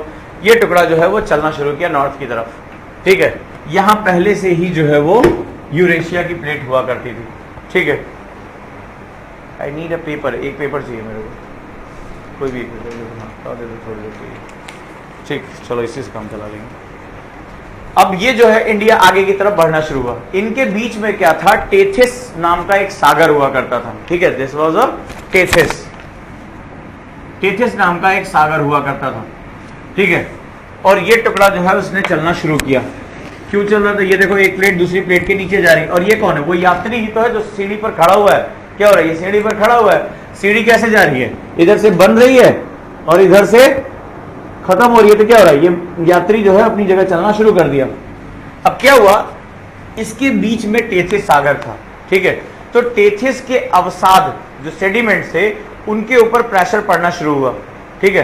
तो प्रेशर पड़ना शुरू हुआ, ये और पास आना शुरू हुआ और पास आना शुरू हुआ और इसकी वजह से कॉन्टिनेंटल टक्कर हुई। कैसे हुई? ऐसे देखो, ये दिखाई पड़ रहा है, ये आपकी यूरेशिया की प्लेट है, फिक्स है। इधर से इंडिया की प्लेट आ रही है, दिख रहा है? सबको दिख रहा है? तो क्या हो रहा है? ये देखो, ये मूवमेंट हो रहा है। क्या तुम्हें यहां दिखाई पड़ रहा है बीच में? फोल्डिंग हो रही है, ये ऊपर की तरफ उठ रहा है, दिखा कि नहीं? ये देखो, इंडिया की प्लेट है, ये इंडिया की प्लेट है, ये यूरेशिया की प्लेट है, लगभग फिक्स है। ये क्या हुआ? इंडिया की प्लेट जो है यूरेशिया की प्लेट की तरफ जा रही है, बीच में टेथिस के क्या है? सेडिमेंट्स हैं। पहले सेडिमेंट्स इस तरह भर रहे हैं, सेडिमेंट्स उस सागर के अंदर आ रहे हैं और भर रहे हैं। अब क्या हुआ, ये सेडिमेंट्स अपनी जगह है, ये पेपर जो है वो सेडिमेंट है। ये क्या हुआ, इंडिया की प्लेट आ रही है। अब क्या हुआ, सेडिमेंट्स के साथ क्या हो रहा है,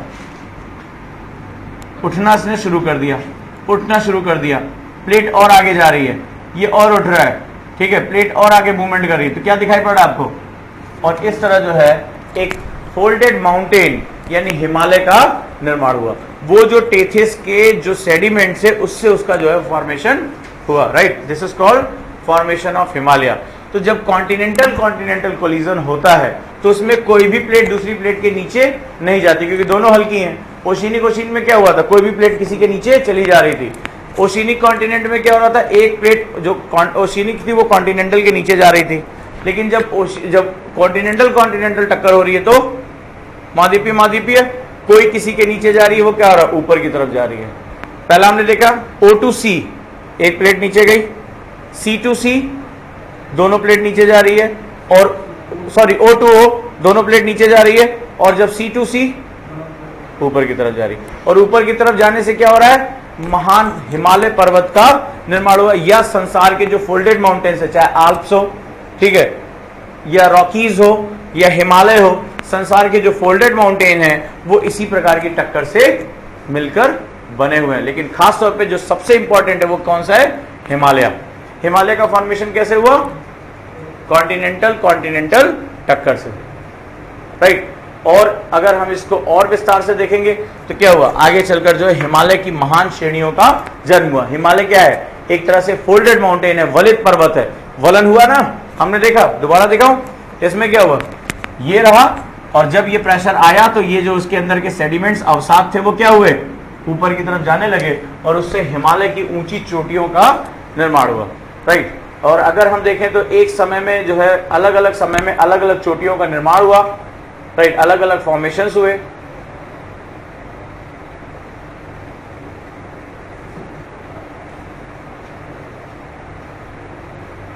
देखो, और 2D पे, राइट, ये रहा एशियन प्लेट, ठीक है। एशियन प्लेट में क्या हुआ, इंडियन प्लेट जो है वो आया, टेथिस का सागर दिखाई पड़ रहा है, ठीक है।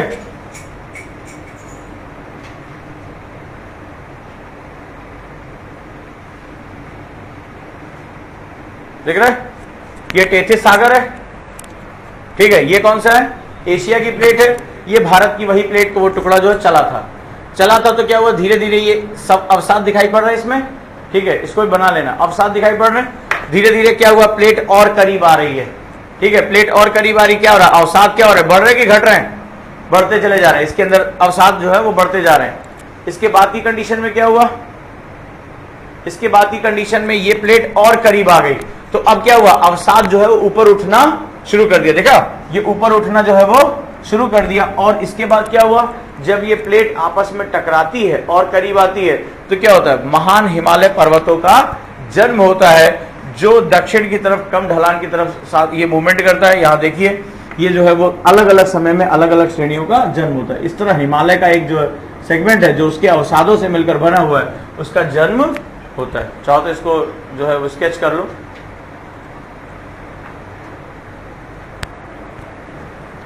C2C,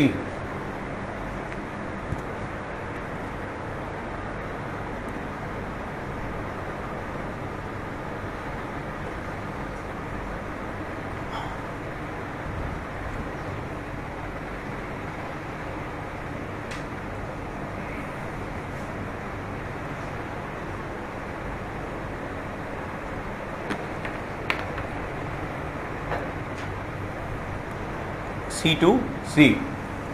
तो C2C में क्या देखा हमने, दोनों प्लेटें हल्की एक दूसरे से टकराएंगी तो कोई भी प्लेट दूसरी प्लेट के नीचे नहीं जाएगी, राइट। क्या होगा, यदि उनके बीच में कुछ सेडिमेंट्स अवसाद है तो उनमें वलन पड़ना शुरू हो जाएगा, और वलन पड़ने की वजह से पर्वत श्रृंखला का जन्म होगा।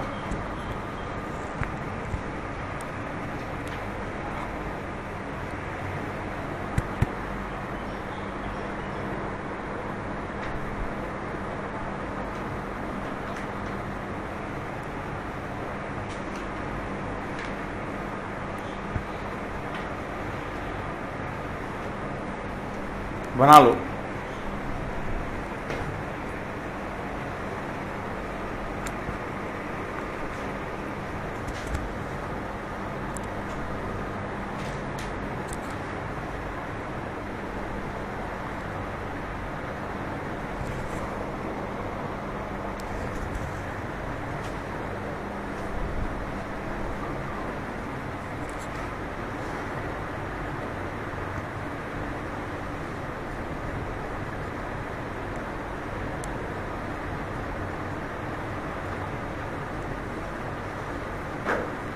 हो गया।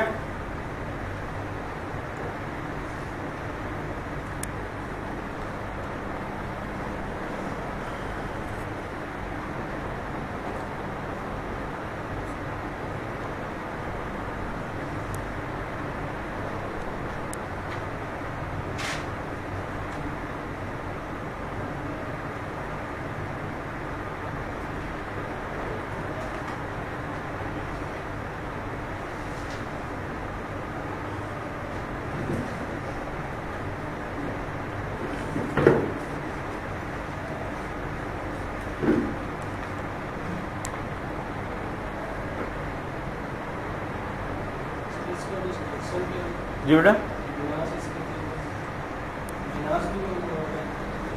नहीं ये आपस में टकरा रही है, फ्यूचर जोन में जाकर टकरा रही हैं, ठीक है। और ये प्लेट अभी भी खिसक रही है, और जब ये प्लेटें खिसकती हैं तो यहाँ पर जब विनाश नहीं हो रहा है तो यहाँ भूकंप आते हैं। यही कारण है हिमालयी क्षेत्र में अभी भी भूस्खलन की घटनाएं बहुत ज़्यादा हैं, यानी कि जो लैंडस्लाइड्स हैं, भूकंप यहाँ बहुत ज़्यादा। अभी आपने देखा कि नेपाल का जो भूकंप था, ईस्टर्न जो आपका बंगाल का मूवमेंट था वो बहुत ज़्यादा था, और वो क्या हो रहा है, प्लेट अभी भी खिसक रही है। हिमालय में अक्सर जो है वो आपने देखा होगा भूस्खलन की घटनाएं, नदियों का अपना जो है कोर्स चेंज कर देना, ठीक है, गहरे गहरे गॉर्ज होना, यू आकार की घाटी होना, ये सब क्या बता रहा है, हिमालय अभी भी जो है वो एक युवा पर्वत है, यानी कि वो एक यंग माउंटेन है। और यंग का मतलब क्या होता है, जब कहते हैं आप यंग है तो अभी हमारी लंबाई चौड़ाई अभी बढ़ रही है ना, तो अभी भी हिमालय जो है अपने फाइनल स्टेज में नहीं पहुंचा है, हिमालय अभी भी यंग माउंटेन है और वो अभी भी बढ़ रहा है, राइट। जैसे एनसीईआरटी में पढ़ोगे तो 8848 मीटर हाइट दी है, लेकिन नासा का जो नया रिसेंट स्टडी कहता है कि अब इसकी हाइट 8850 हो गई है, 2 मीटर बढ़ गई है हिमालय की हाइट, ठीक है। और पता कैसे चलता है, इस पे लैंडस्लाइड्स बहुत ज़्यादा होते हैं, क्योंकि जब ये हिलेगा तो क्या होगा, इसकी मिट्टी गाद नीचे बह के आएंगे। यहाँ भूकंप बहुत ज़्यादा आते हैं, बहुत, ये जो अर्थक्वेक प्रोन जोन है माना जाता है, तो इसलिए ये बहुत इंपॉर्टेंट होता है, ठीक है। बना लिया इसको। और अब अगर हम देखें हिमालय को, तो अगर हिमालय को हम लोग साउथ टू नॉर्थ देखते हैं तो हमें इतनी हमें श्रेणियां वहां पर दिखाई पड़ती है, इतने हमें जो है स्ट्रक्चर वहां पर दिखाई पड़ते हैं, राइट। जिसमें जो सबसे इधर का हिस्सा है ये आपका जो है गंगा ब्रह्मपुत्र प्लेन है, इंडो गंगा प्लेन, सिंधु गंगा का प्लेन है। इसके बाद ये शिवालिक, एक साथ सारी श्रेणियां नहीं बनी थी, अलग अलग समय में अलग अलग श्रेणियों का निर्माण हुआ। ये आपकी शिवालिक है, इसे हम लोग आउटर हिमालय या बाहरी हिमालय भी कहते हैं। ये आपका मिडिल या लेसर हिमालय है। इसके बाद दूसरी सबसे प्रमुख और सबसे बड़ी चोटी जो बनी थी वो क्या थी, ग्रेटर हिमालय या इनर हिमालय भी कहते हैं। हिमालय के पार जो क्षेत्र है उसे हम लोग ट्रांस हिमालयन कहते हैं, इसमें कि लद्दाख रेंज है, कैलाश रेंज है जिसपे कैलाश मानसरोवर के लिए आप जाते हैं, कैलाश रेंज है। इसके बाद तिब्बत का पठार है, ठीक है, जो हीट के इंजन के रूप में कार्य करता है। तो ये सभी जो है वो हिमालय की श्रृंखला के अंतर्गत आते हैं। ये उसी धक्के की वजह से, इधर से धक्का आया था, राइट, इधर से ये धक्का आया था और इन चीजों का निर्माण हुआ। ये जो है सबसे पहले और सबसे महान रूप से बना। इसके बाद इसको हुआ निर्माण, इसके अवसाद जो बह बह के आए नदियों, उससे क्या हुआ, शिवालिक का निर्माण हुआ।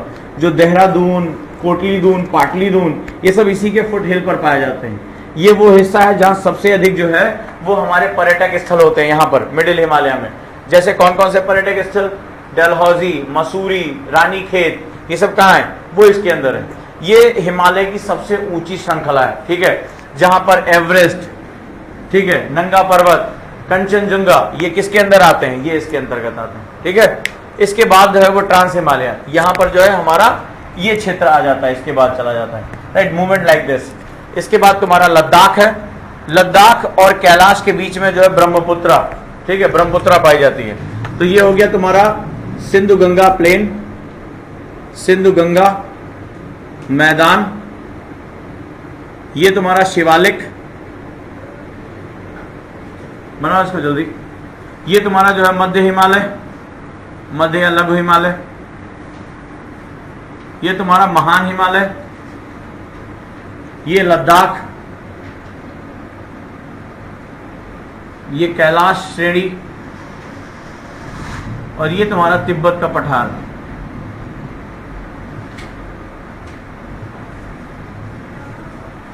तिब्बत का पठार ये किधर से, ये भारत के मैदान से उत्तर से दक्षिण, नॉर्थ टू साउथ,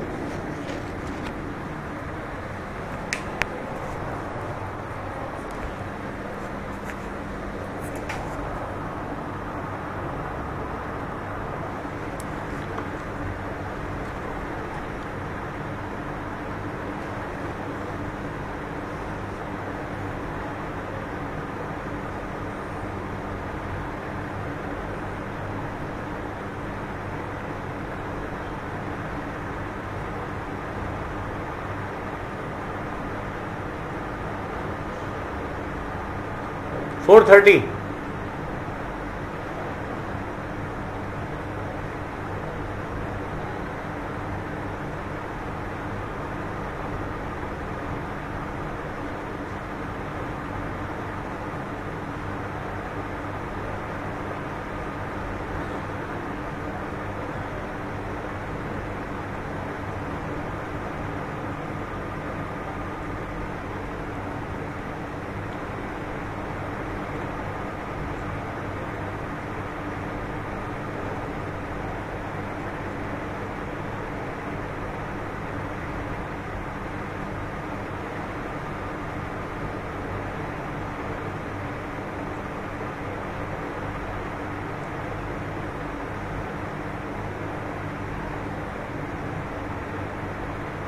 हो गया?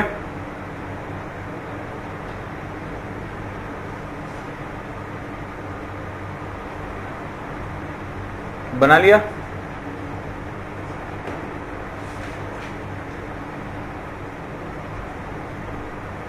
चलें आगे। योगेश,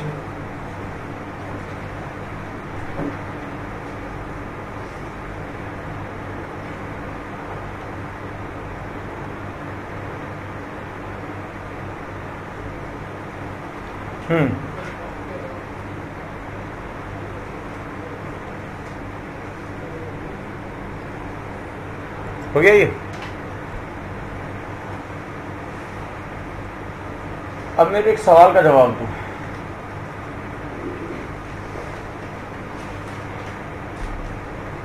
जब हिमालय किस चीज से मिलकर बना हुआ है?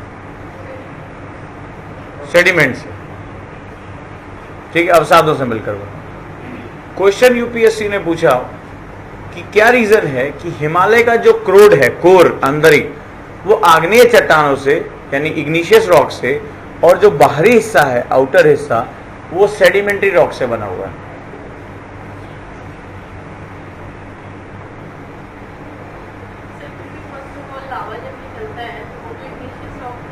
कहां से निकला? वो तो खैर हमने ये देखा ना, कॉन्टिनेंटल टक्कर में जो है वो पहले लावा उससे सेडिमेंट से बनकर बना हुआ है ना।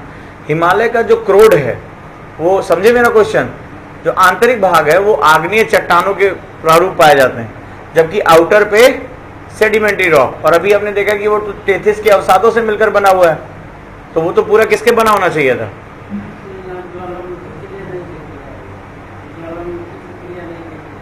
तो हाँ, तो होनी चाहिए थी ना। ज्वालामुखी होता तब तो आग्नेय चट्टान आती। आग्नेय कहाँ से आता है? ज्वालामुखी क्रिया से आती है ना।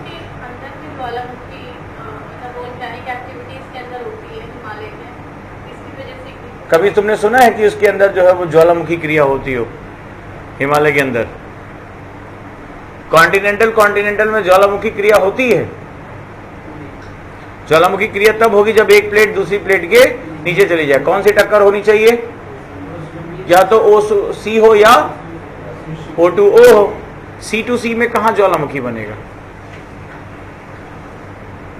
यूपीएससी ने क्वेश्चन पूछा है तो कुछ ना कुछ तो दिमाग होगा। नहीं, ये मेंस का क्वेश्चन था। हाँ बताओ।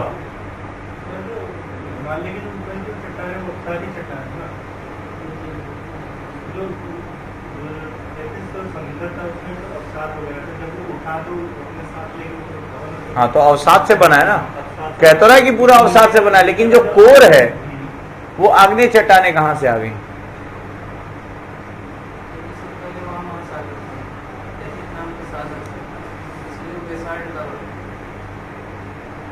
हाँ हाँ, निर्माण तो लावा के उससे हुआ है। आपस में जो टकराए हैं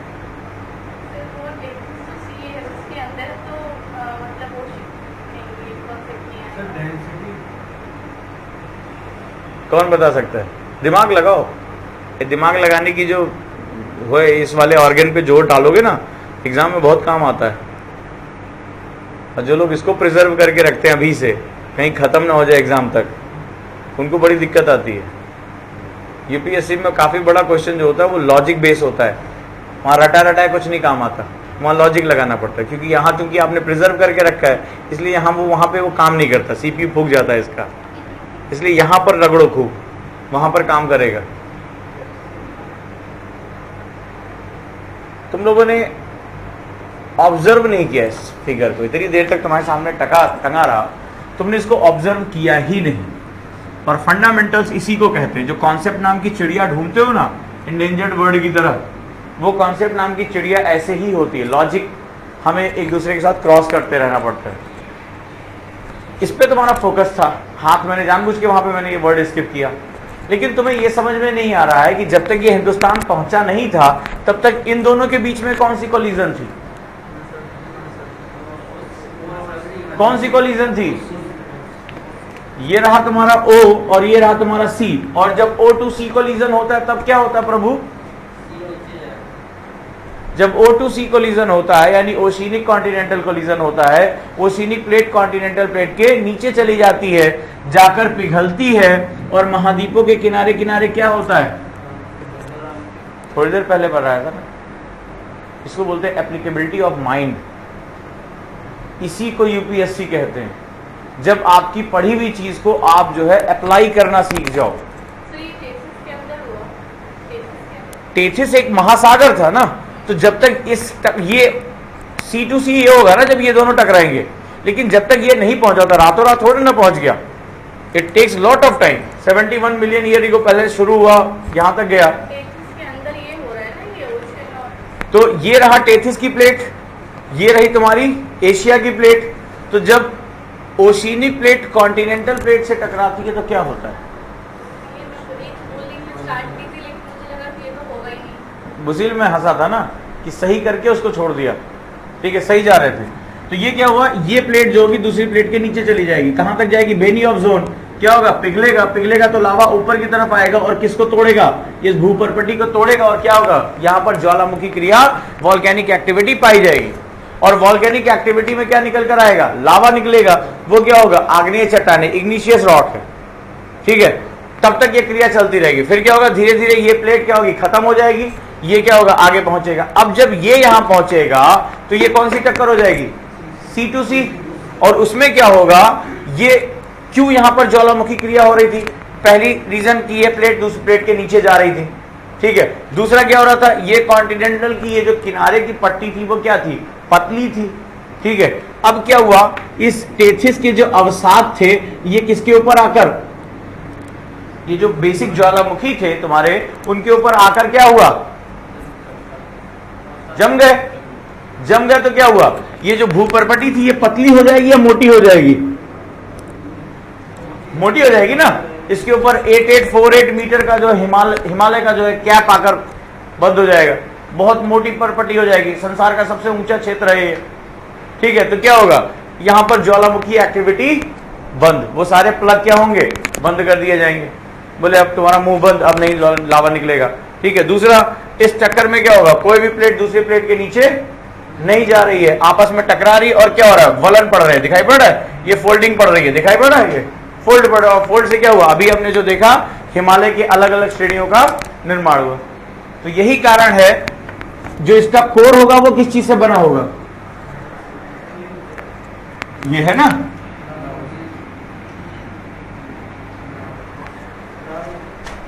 लावा से, यानी आग्नेय चट्टानों से। और ऊपर का हिस्सा किससे बना होगा? अवसादों से। डन। तो क्या होगा?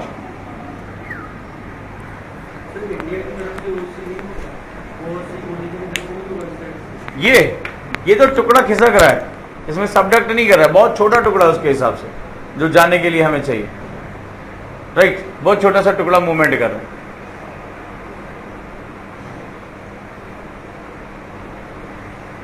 क्योंकि ये उस प्लेट का क्या है? प्लेट अपने किनारों से जाती है ना, प्लेट बीचों बीच से थोड़े जाएगी। ये तो उसके प्लेट के क्या है? बीचों बीच पे। ये देखो ना, ऐसे है। कभी तुमने देखा एक्सीलेटर की सीढ़ी बीच से अंदर चली जाए? होता है? कहां होता है? या तो उस किनारे पर जो सबसे नीचे वाले वहां से बनती है, या उस किनारे पर खत्म होती है। अगर सोचो बीच से ही गायब हो जाए तब क्या होगा? ठीक है। तो ये कहां है? ये प्लेट के ऊपर रखा हुआ है ना। ये कन्वेयर बेल्ट देखा ना तुम लोगों ने, मैकेनिकल में हो तो ये कन्वेयर बेल्ट है। कन्वेयर बेल्ट समझो, it's all about conveyor belt. तो कन्वेयर बेल्ट पे क्या होता है? मान लो तुम सामान रख देते हो कन्वेयर बेल्ट पे, तो कन्वेयर बेल्ट पे एक एंड पे जाकर खत्म होती है, एक एंड पर आकर घूमती है। तो ये कन्वेयर बेल्ट ही तो है और नथिंग। तो कन्वेयर बेल्ट पे सामान कैसे? ऐसे चलता है ना, लेकिन विनाश कहाँ होता है, निर्माण कहाँ होता है, पॉइंट्स पे। तो ये क्या है, उस कन्वेयर बेल्ट के ऊपर रखा हुआ है। विनाश कहाँ होगा, यहाँ। निर्माण कहाँ होगा, यहाँ से कहीं रिज, भारत के भी इंडियन ओशन में भी रिज पाई जाती है, ये इसको क्या करेगी, ढकेलेगी। तो ये कन्वेयर बेल्ट के ऊपर रखा हुआ सामान है मूवमेंट का, ठीक है। तो ये क्या हुआ, अब समझ गए। अब तुमसे कितना भी डिफिकल्ट पूछे, एक बार मुझे पूरा रिवाइज कर दो तो। हाँ बोलो।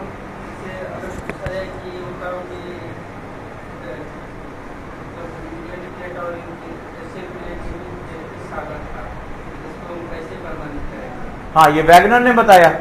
और तुरंत बोलो, तुरंत क्या बोलोगे, वर्तमान ही भूत की कुंजी है। बताया था, किसने कहा था ये, जेम्स हटन ने। और जब हम आज उसके अवसादों का, यानी क्या होगा, हिमालय के अवसाद है ना, वो सेडिमेंट, वो कहां से थे, वो तलहटी में पाए गए अवसाद थे। तो क्या हुआ, जब हम उन अवसादों का जब हम प्रक्षेपण करते हैं, उनके निकालते हैं, तो हमें पता चलता है, वैगनर ने बताया था कि जब ये सेगमेंट आपका, देखो यहां फिर से एक बार, जब ये सेगमेंट टूटा था, ये देखो, राइट, फिर से यहां पहुंचते हैं। तो क्या था, ये था पैंजिया, ये था पैंथालासा, एक द्वीप और एक समुद्र, महाद्वीप और महासमुद्र। फिर क्या हुआ, ये टूट गया, ठीक है। तो कैसे हुआ, जब ये टूट गया तो ये जो बीच का पानी आया था, इसको टेथिस कहा गया था, ये जो बीच का पानी था। अब क्या हुआ, अब आज ये और टूट गया है। आज हमें दिखाई पड़ा ना, हमें महासागर पाए जाते हैं, ये अटलांटिक है, ये प्रशांत है, ठीक है, ये तुम्हारा हिंद महासागर है कि नहीं है। तो ये कैसे डिफाइन किया तुमने, आज अलग अलग क्षेत्रों के अंदर इनके नाम रख दिए गए। सारा पानी एक ही है कि नहीं है, लेकिन चूंकि ये भूमि के द्वारा विभाजित है, तो इसको क्या करा, डिवाइडेड बाय द लैंड, तो इसके कॉल्ड अलग अलग ओशीन नाम रखे। इसको अटलांटिक बोल दिया गया, इसको प्रशांत बोला जा रहा है, इसको इंडियन ओशीन के नाम पर इसका नाम हिंद महासागर कर दिया गया, है कि नहीं। तो क्या हो रही है, विखंडित होता है। तो जब ये अंगारा लैंड और गोंडवाना लैंड ये क्रैक हुआ था, तब क्या हुआ, ये पानी अंदर आ जाएगा कि नहीं आ जाएगा। तो इसका नाम क्या रख दिया गया था, टेथिस। और कैसे जानोगे, तुरंत बोलो, वर्तमान ही भूत की कुंजी है। चाबी तुम्हें दे रखी है, तुम्हें क्वेश्चन कितना भी डिफिकल्ट पूछ लें, अब तुम मेंस का क्वेश्चन आज की डेट में सॉल्व कर सकते। बस सवाल है कि तुम उस कॉन्सेप्ट को समझ पाए हो या नहीं। तो हम इस समय सबसे इंपॉर्टेंट कॉन्सेप्ट पे हैं। अब आज की डेट में हम क्या फोल्डेड माउंटेन्स को समझा सकते हैं, वलित पर्वतों के निर्माण को। क्या हम आर्किपिलैगो को समझाने के लायक हो गए हैं, द्वीपों का निर्माण कैसे हुआ, ये फिलीपींस, इंडोनेशिया कैसे निर्माण हुआ। या आज हम क्या बता सकते हैं कि ये जो रिंग ऑफ फायर दिखाई पड़ा, ये रिंग ऑफ फायर ये है, ये रिंग ऑफ फायर जो है, यहां सबसे अधिक ज्वालामुखी क्यों पाए जाते हैं। कौन कौन इसको बता सकता है, एक बार मुझे रिवाइज कर दो, मैं समझ जाऊं कि ये मेरा चैप्टर क्लोज हो गया। अब आगे सिर्फ कहानी है और इससे ज्यादा इसमें कुछ नहीं। फिर अगला जो मेन हमें सब पटकना है, ज्वालामुखी विज्ञान में पटकना है। हाँ योगेश शुरू हो जाओ। O2O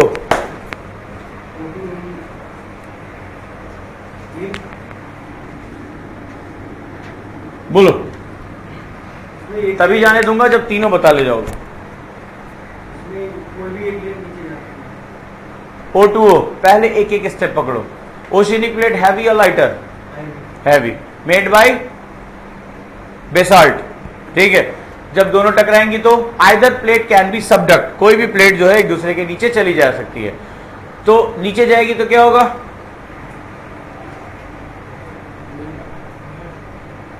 focus focus, you are not focusing on the steps.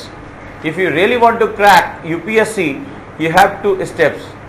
अच्छा एक बार बताओ, ये भी मैं कहूँ ऊपर चले, लाइब्रेरी में चले जाओ, तो कैसे जाओगे, क्या करोगे, पहले वाले पे एक रखोगे, फिर कृष्ण की तरह आखिरी वाले पहुंचोगे ना, ये दांत सब जो है हाथ में होंगे, ये कैसे जोड़ोगे। हाँ, स्टेप बाय स्टेप। अगर ऊपर तक पहुंचना है तो क्या करना पड़ेगा, स्टेप बाय स्टेप चलो। और स्टेप बाय स्टेप कौन चलता है, बच्चे चलते हैं, ठीक है। हम क्या करते हैं, छांगड़ी मारते, 2-2 सीढ़ी एक साथ पकड़ते हैं, या तो 2 ही केस होते हैं, या तो एक आध पैर इधर उधर हुआ तो हफ्ते भर के लिए बेड पे होते हैं, या तो फिर हम जो है अपने पैर वैर में चोट लगा लेते हैं। ये तो करते हैं बच्चों की तरह, जैसे छोटे छोटे बच्चे चलते हैं ना, तो हम यूपीएससी सीख रहे हैं, हमें कोई जल्दी नहीं है कि हमें कल ही जो है वो IAS बनना है, परसों जो है वो लाल बहादुर शास्त्री एकेडमी पहुंचना है, नर्सों जो हमें पोस्टिंग लेनी है, और सरसों मर जाना है, ठीक है, ये नहीं करना है। We have enough time. तो बच्चे कैसे सीढ़ी चढ़ते हैं? बच्चों को सीढ़ी चढ़ते हुए देखा है? कैसे चढ़ते हैं? ध्यान से कभी ऑब्जर्व करने की आदत डालो। बच्चे कैसे सीढ़ी चढ़ते हैं? छोटे छोटे पैरों से। पहले रेलिंग पकड़ते हैं ध्यान से, पहले सहारा लेते हैं, उसके बाद एक पैर, अभी ये ध्यान रखना, फिर एक पैर रखते हैं। ऐसा थोड़ा नहीं इस पैर को रख के फिर अगला पैर बढ़ा दिया, दूसरा वाला पैर भी उसके बराबर लेकर आते हैं। लाते कि नहीं लाते हैं? फिर उसके बाद वो तसल्ली करते हैं कि अभी मेरा बैलेंस ठीक ठाक चल रहा है, बैलेंस सही करते हैं। फिर क्या करते हैं?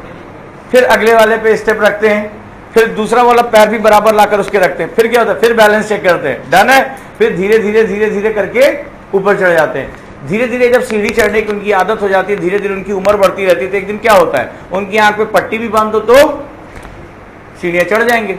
एक एक कहो के दो दो सीढ़ियों पर करते हुए चले जाएंगे, छलांगे मारते हुए चले जाएंगे। लेकिन डे फर्स्ट क्या हुआ था? डे फर्स्ट उनसे कह दो बेटा छलांगे मारते हुए चले जाओ, तो बेटे का तो सर हाथ पैर टूट जाएगा। ये आदत डालो। अगर सीखने का एक प्रक्रिया होती है, सीखने के स्टेप्स होते हैं। ये कोई जादू की पुड़िया नहीं कि बाबा जी की बूटी की तरह जो है 2 सुबह 2 शाम लिया और शाम को सीख गए सब, नहीं, ऐसा कुछ नहीं होगा, ठीक है। तो जैसे छोटे बच्चे करते हैं ना, पहले कॉन्सेप्ट का सहारा लो, फिर कॉन्सेप्ट की एक सीढ़ी पर आओ, पहले फिर दूसरा पैर भी लेकर आओ, पहले देखो ये वाला कॉन्सेप्ट मेरी समझ में आ गया या नहीं। फिर जब ये वाले पे भरोसा हो जाए, फिर नेक्स्ट सीढ़ी, फिर नेक्स्ट सीढ़ी, फिर नेक्स्ट सीढ़ी,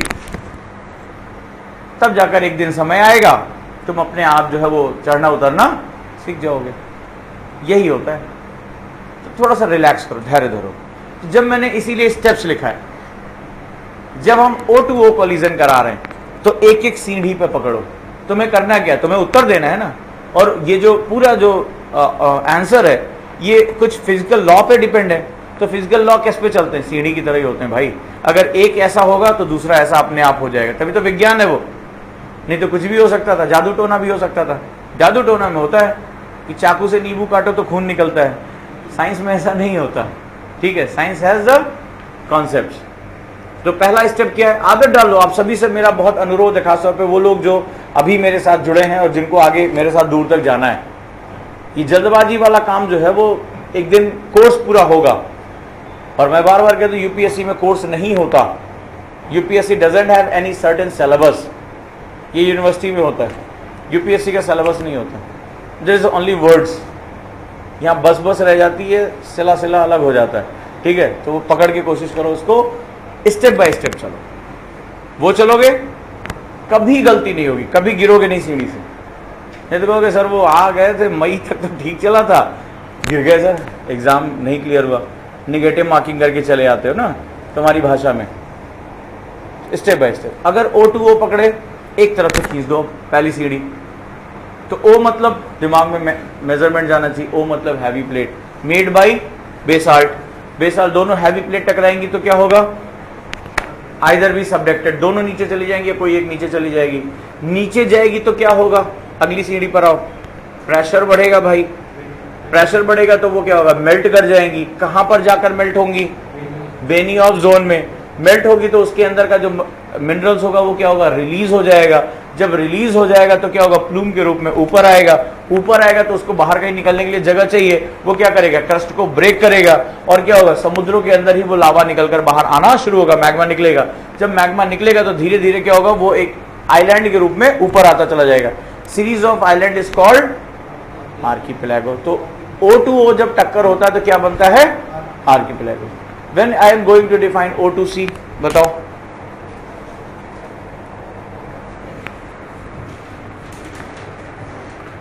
वो तुम लोगों को कोचिंग में बताया जाता है ना कि 6 महीना और आप IAS, हम आपको जो है वो स्पेस पे बिठाए, स्पेस सूट पहना के बिठा देंगे। आप बैठ जाइए, अब हिलिए डुलिएगा नहीं, आप सीधे जो है अगला जो है नीली बत्ती लैंड करेंगे आप, ठीक है। वही एक दिक्कत है। ये IAS का एग्जाम देने जा रहे हो भाई, देश का सबसे ताकतवर सर्विस है ये। हाँ बोलो। O2C good. Silica content.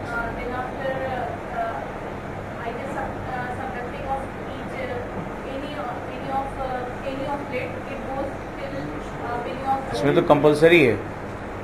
O goes beneath, step step step, सीढ़ी मत छोड़ो यार। हाँ इसमें तो मैंडेटरी है ना। O is heavier than C,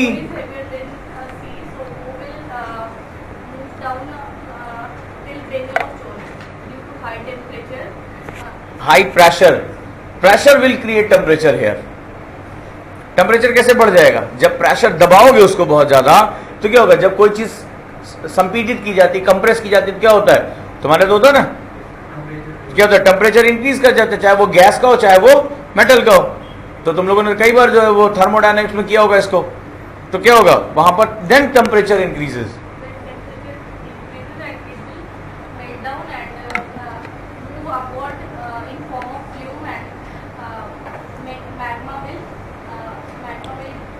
कौन इसको ऊपर लेकर जाएगा? प्लूम कैसे बनेगा? या exactly, and that will create the pressure difference. ये दाब का अंतर पैदा करेगा। ऊपर आएगा तो ऊपर आएगा तो कहां आएगा? Margin of the continent. Y?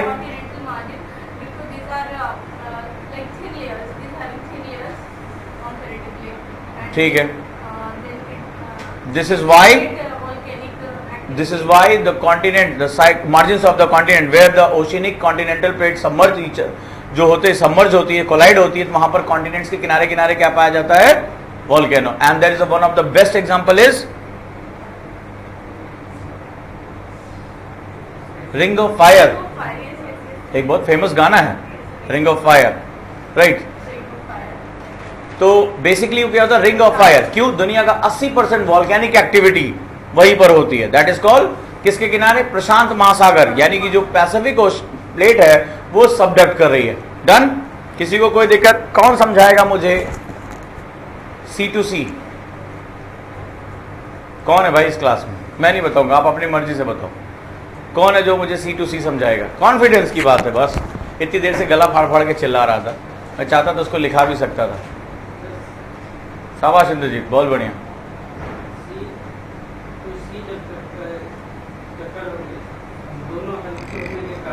बहुत बढ़िया, बहुत सुंदर, बहुत सुंदर, गुड गुड गुड। तो C2C से क्या होता है? वलित पर्वतों का निर्माण होता है। ठीक है,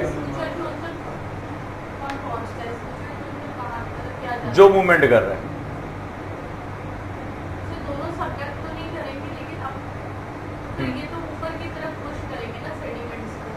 ये एक प्लेट कोई भी फ्यूचर जोन का मतलब वो बिगड़ेगी। तो क्या हुआ? यूरेशिया की प्लेट बहुत बड़ी और बहुत हैवी प्लेट है और इंडिया की प्लेट कंपैरेटिवली हल्की प्लेट है, उसके कंपेयर छोटी है। तो क्या होगा? वो जो है वो टूटेगी सबसे पहले। तो स्विचर का मतलब क्या होता है?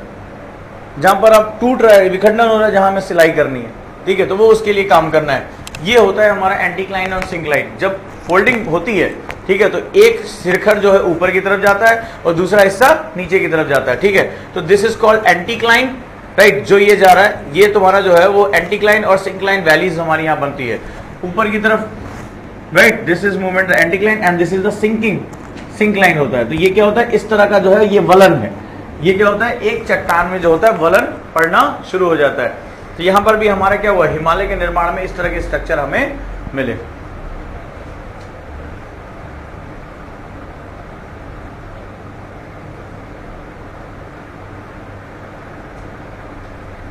राइट, तो हमने हिमालय का निर्माण भी देख लिया। अच्छा, कौन डिफाइन करेगा हिमालय का कोर जो है वो इग्निशियस रॉक से मिलकर क्यों बना हुआ है? चलो बताओ पांडे जी, तुम ही समझाओ। पहले टेथिस सागर था, तो वो उसमें महासागरीय और एशियन प्लेट की टक्कर थी, जिसके कारण सर इंडियन प्लेट धीरे धीरे उसके पास आ रही थी। इंडियन प्लेट से पहले क्या था वहाँ? टेथिस सागर। फिर उसका क्या मतलब? और टेथिस सागर की मतलब? महासागरीय प्लेट भारी थी। तो पहले जो है वो टेथिस और यूरेशिया के बीच में कौन सी टक्कर थी? O2C। तो O2C का सिद्धांत क्या होता है? भारी प्लेट नीचे जाएगी। भारी कौन? महासागरीय प्लेट नीचे जाएगी, पिघलेगी, लावा ऊपर की तरफ आएगा। आगे बताओ,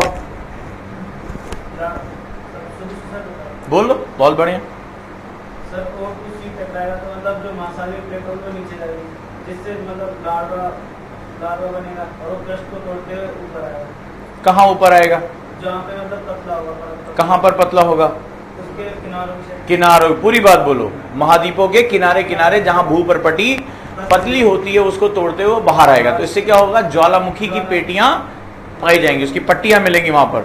ठीक है, अब इसके बाद सर जो 33 सागर है उसमें मतलब जो O2C तक जाएगा, मतलब C2C तक जाएगा उसमें। बहुत सही। तो क्या होगा, बीच में टेथिस के अवसाद हैं, सेडिमेंट्स ऑफ द टेथिस, उनके ऊपर क्या होगा, दबाव पड़ेगा। पेपर याद रहेगा ना, पेपर में मैंने क्या किया था, जब दबाव पड़ा तो पेपर कैसे गया, राइट, इट मूव्स अपवर्ड। जब ये पेपर के ऊपर दबाव पड़ा तो देखो कैसे जा रहा है, ऊपर की तरफ जा रहा है, और इससे क्या होगा, वलित पर्वतों का निर्माण होगा। राइट, ये लीजिए आपका है ना, इससे वलित पर्वतों का निर्माण होगा। यहां तक किसी को कोई दिक्कत, तीनों डन। तो हमने देखा कंस्ट्रक्टिव बाउंड्री। कंस्ट्रक्टिव बाउंड्री कहां से, रिजेस के माध्यम से, उससे क्या होता है, लावा निकल कर आता है। राइट, और संसार का जो, जिसे हम लोग कहते हैं वॉल्केनिक एक्टिविटी में, आपको दिखाता हूं, सबसे बड़ा जो रिज है वो कहां पर है हमारा, अटलांटिक महासागर में। राइट, देखना चाहेंगे उसकी रियल पिक्चर नासा ने जो दी है। अटलांटिक महासागर रिज विश्व की सबसे लंबी पर्वत श्रृंखला है ये है अटलांटिक महासागर में। किस आकार की, एस आकार की है, अंग्रेजी के एस आकार की है। और ये जो है रिज, यहां से देख रहे हैं, यहां से जो है निरंतर जो है ये समुद्र पूरा, यहां अफ्रीका महाद्वीप से लेकर यहां तक जो है पूरा का पूरा जो है इसके साथ फैला हुआ है। और इन्हीं में से जो है वो क्या होता है, नया नया जो है मैग्मा निकलकर धरातल पर आता रहता है। और ये मैग्मा जो है वो फैलता चला जाता है, इसलिए यहां पर जो है नवीन चट्टानें होती हैं। जैसे जैसे हम बाहर की तरफ जाएंगे, कौन सी चट्टानें पाई जाएंगी, पुरानी चट्टानें पाई जाएंगी कंपैरेटिवली। और यही कारण है कि इसके अंदर जो होती है वो बहुत अधिक पुरानी चट्टानें नहीं होती हैं। और यही कारण है, ये क्या होगा, ये दोनों जो हिस्से हैं वो दूसरों के पास आएंगे या दूर जाएंगे, अब ये दूर जाएंगे। और यही कारण है, वैज्ञानिकों का अनुमान है, आज विश्व में सबसे बड़ा जो है वो ओशियन कौन सा है, पैसिफिक, प्रशांत महासागर। और आने वाले कुछ सालों में जो दुनिया का सबसे बड़ा सागर होगा वो अटलांटिक होगा, और प्रशांत सिकुड़ जाएगा। और यहां तक कि आज आप ये देख रहे हो, ये एशिया है और ये अमेरिका का हिस्सा, अलास्का क्या है, अमेरिका का हिस्सा है, यूएसए। ठीक है, this is a part of northern America, ये दिखाई पड़ रहा है, ये वाला अलास्का। और ये क्या है, रशिया। ये एशिया है और ये अमेरिका है। इन दोनों के बीच में क्या है, बेरिंग सागर है। ठीक है, क्या है, बेरिंग सागर और शुक्सी सागर है यहां पर। ठीक है, आने वाले 20 करोड़ सालों के अंदर ये जो है, जब ये ढकेला जाएगा, ये इसको क्या करेगा, ढकेलेगा। ये इसको जब ढकेलेगा तो क्या होगा, ये इधर की तरफ खिसकेगा, ये क्या होगा, इधर ये सिकुड़ेगा, ये प्लेट इसके नीचे जा रही है, खत्म हो जाएगी। इसी की वजह से यहाँ रिंग ऑफ फायर पाया जाता है। ठीक है, तो क्या होगा, ये दोनों आपस में मिल जाएंगे, यानी एशिया और अमेरिका मिल जाएगा, और एक नए महाद्वीप का जन्म होगा जिसका नाम वैज्ञानिकों ने रखा है अमरेशिया। अमेरिका और एशिया मिलकर एक नया, इस संसार से बेरिंग सागर खत्म हो जाएगा, एक्सटेंड हो जाएगा, ये दोनों मिल जाएंगे और इसका नाम होगा अमरेशिया। एक नया कॉन्टिनेंट, ह्यूज कॉन्टिनेंट बन जाएगा, पूरा अमेरिका और पूरा एशिया एक हो जाएगा और इसका नाम होगा अमरेशिया। लिख लो चाहो तो, अमरेशिया।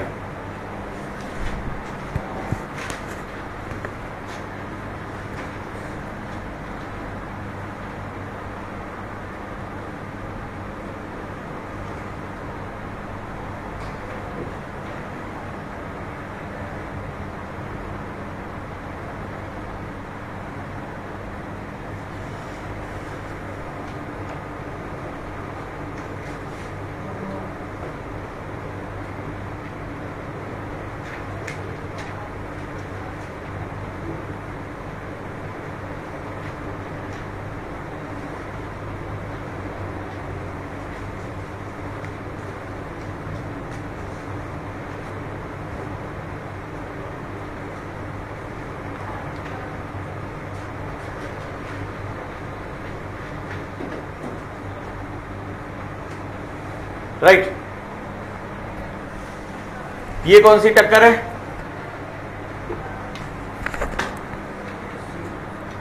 Ocean to ocean. क्या बन रहा है, छोटे छोटे द्वीप बन रहे कि नहीं बन रहे, दिस इज कॉल्ड आर्किपेलागो। ठीक है, ये कौन सा है, C2O। क्या हो रहा है, एक प्लेट दूसरी प्लेट के नीचे जा रही है। डन। तो यहाँ पर क्या होगा, महाद्वीपों के किनारे किनारे वॉल्केनोस पाए जाएंगे।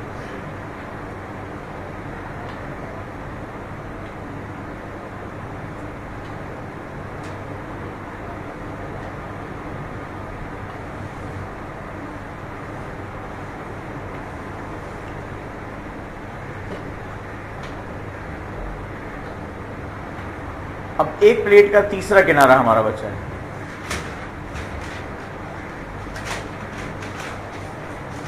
ये वो गोंडवाना लैंड है जिससे सब कुछ अलग हुआ। इसमें क्या हुआ, ये south America, Africa, India, Antarctica और ऑस्ट्रेलिया, ये किसके पार्ट थे, गोंडवाना लैंड के पार्ट थे। ठीक है, फर्दर जो है ये टूटकर अलग हुआ। इंडिया जो है वो, इंडिया ऑस्ट्रेलिया एक ही प्लेट पर है। ठीक है, ये मूवमेंट करते रहे और आगे जाकर ये टकराए। ये था, ये दिखाई रहा प्रोटोटेथिस, दिखाई पड़ रहा है, ये है टेथिस का सागर, वो जो बीच में इसके अवसाद यहां पर जमा थे। अब तीसरी बाउंड्री के बारे में हम देखते हैं, जो कि संरक्षी किनारा।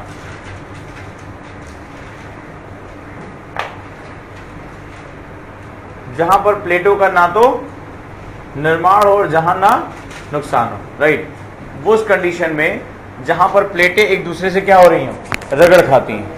और जब ये रगड़ खाती हैं तो यहां पर ना तो नुकसान होता है और ना निर्माण होता है। ठीक है, तो यहां पर जो हम दिक्कत करते हैं, इसकी वजह से क्या होता है, बड़े मात्रा में एनर्जी निकलती है और इस एनर्जी के निकलने की वजह से जो होता है वो अर्थक्वेक्स आते हैं, राइट।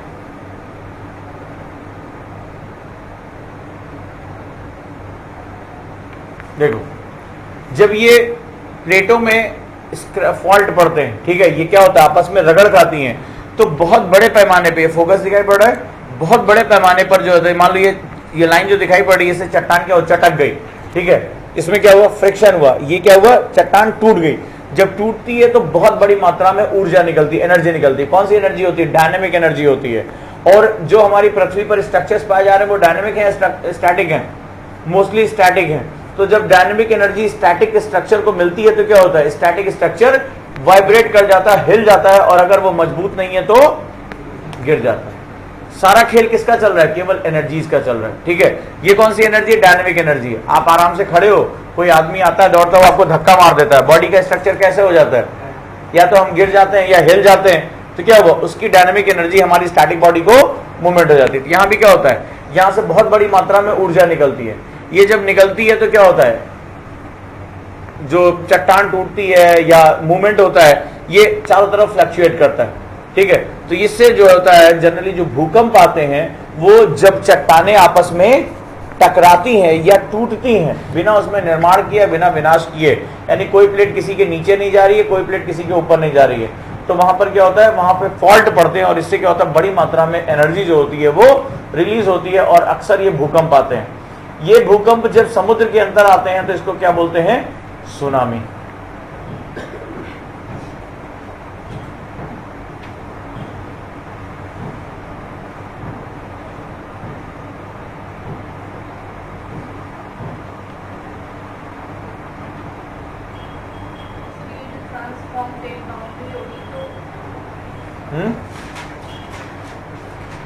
अब जो तुमने पूछा था, ये तीसरी, जहां पर प्लेट का तीसरा किनारा, जहां ना तो बन रहा है ना बिगड़ रहा है। ठीक है, इसको हम लोग कहते हैं ट्रांसफॉर्म बाउंड्री। हाँ, जैसे अभी हमने वो देखा था, क्या ना, हमने पिक्चर देखा अटलांटिक का। ठीक है, तो जो हमने पिक्चर देखा अटलांटिक का, उसमें जनरली हमने देखा कि साइड्स जो थी वो ट्रांसफॉर्म बाउंड्री से बनी हुई थी, वहां प्लेटें रगड़ खा रही थी।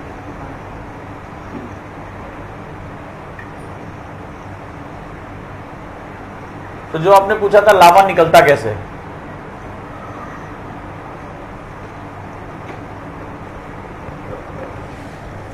पीछे वाली लाइट बंद कर दो। ये जो हैंगिंग स्विच है, हैंगिंग स्विच है, बेड स्विच दिखाई पड़ रहा है।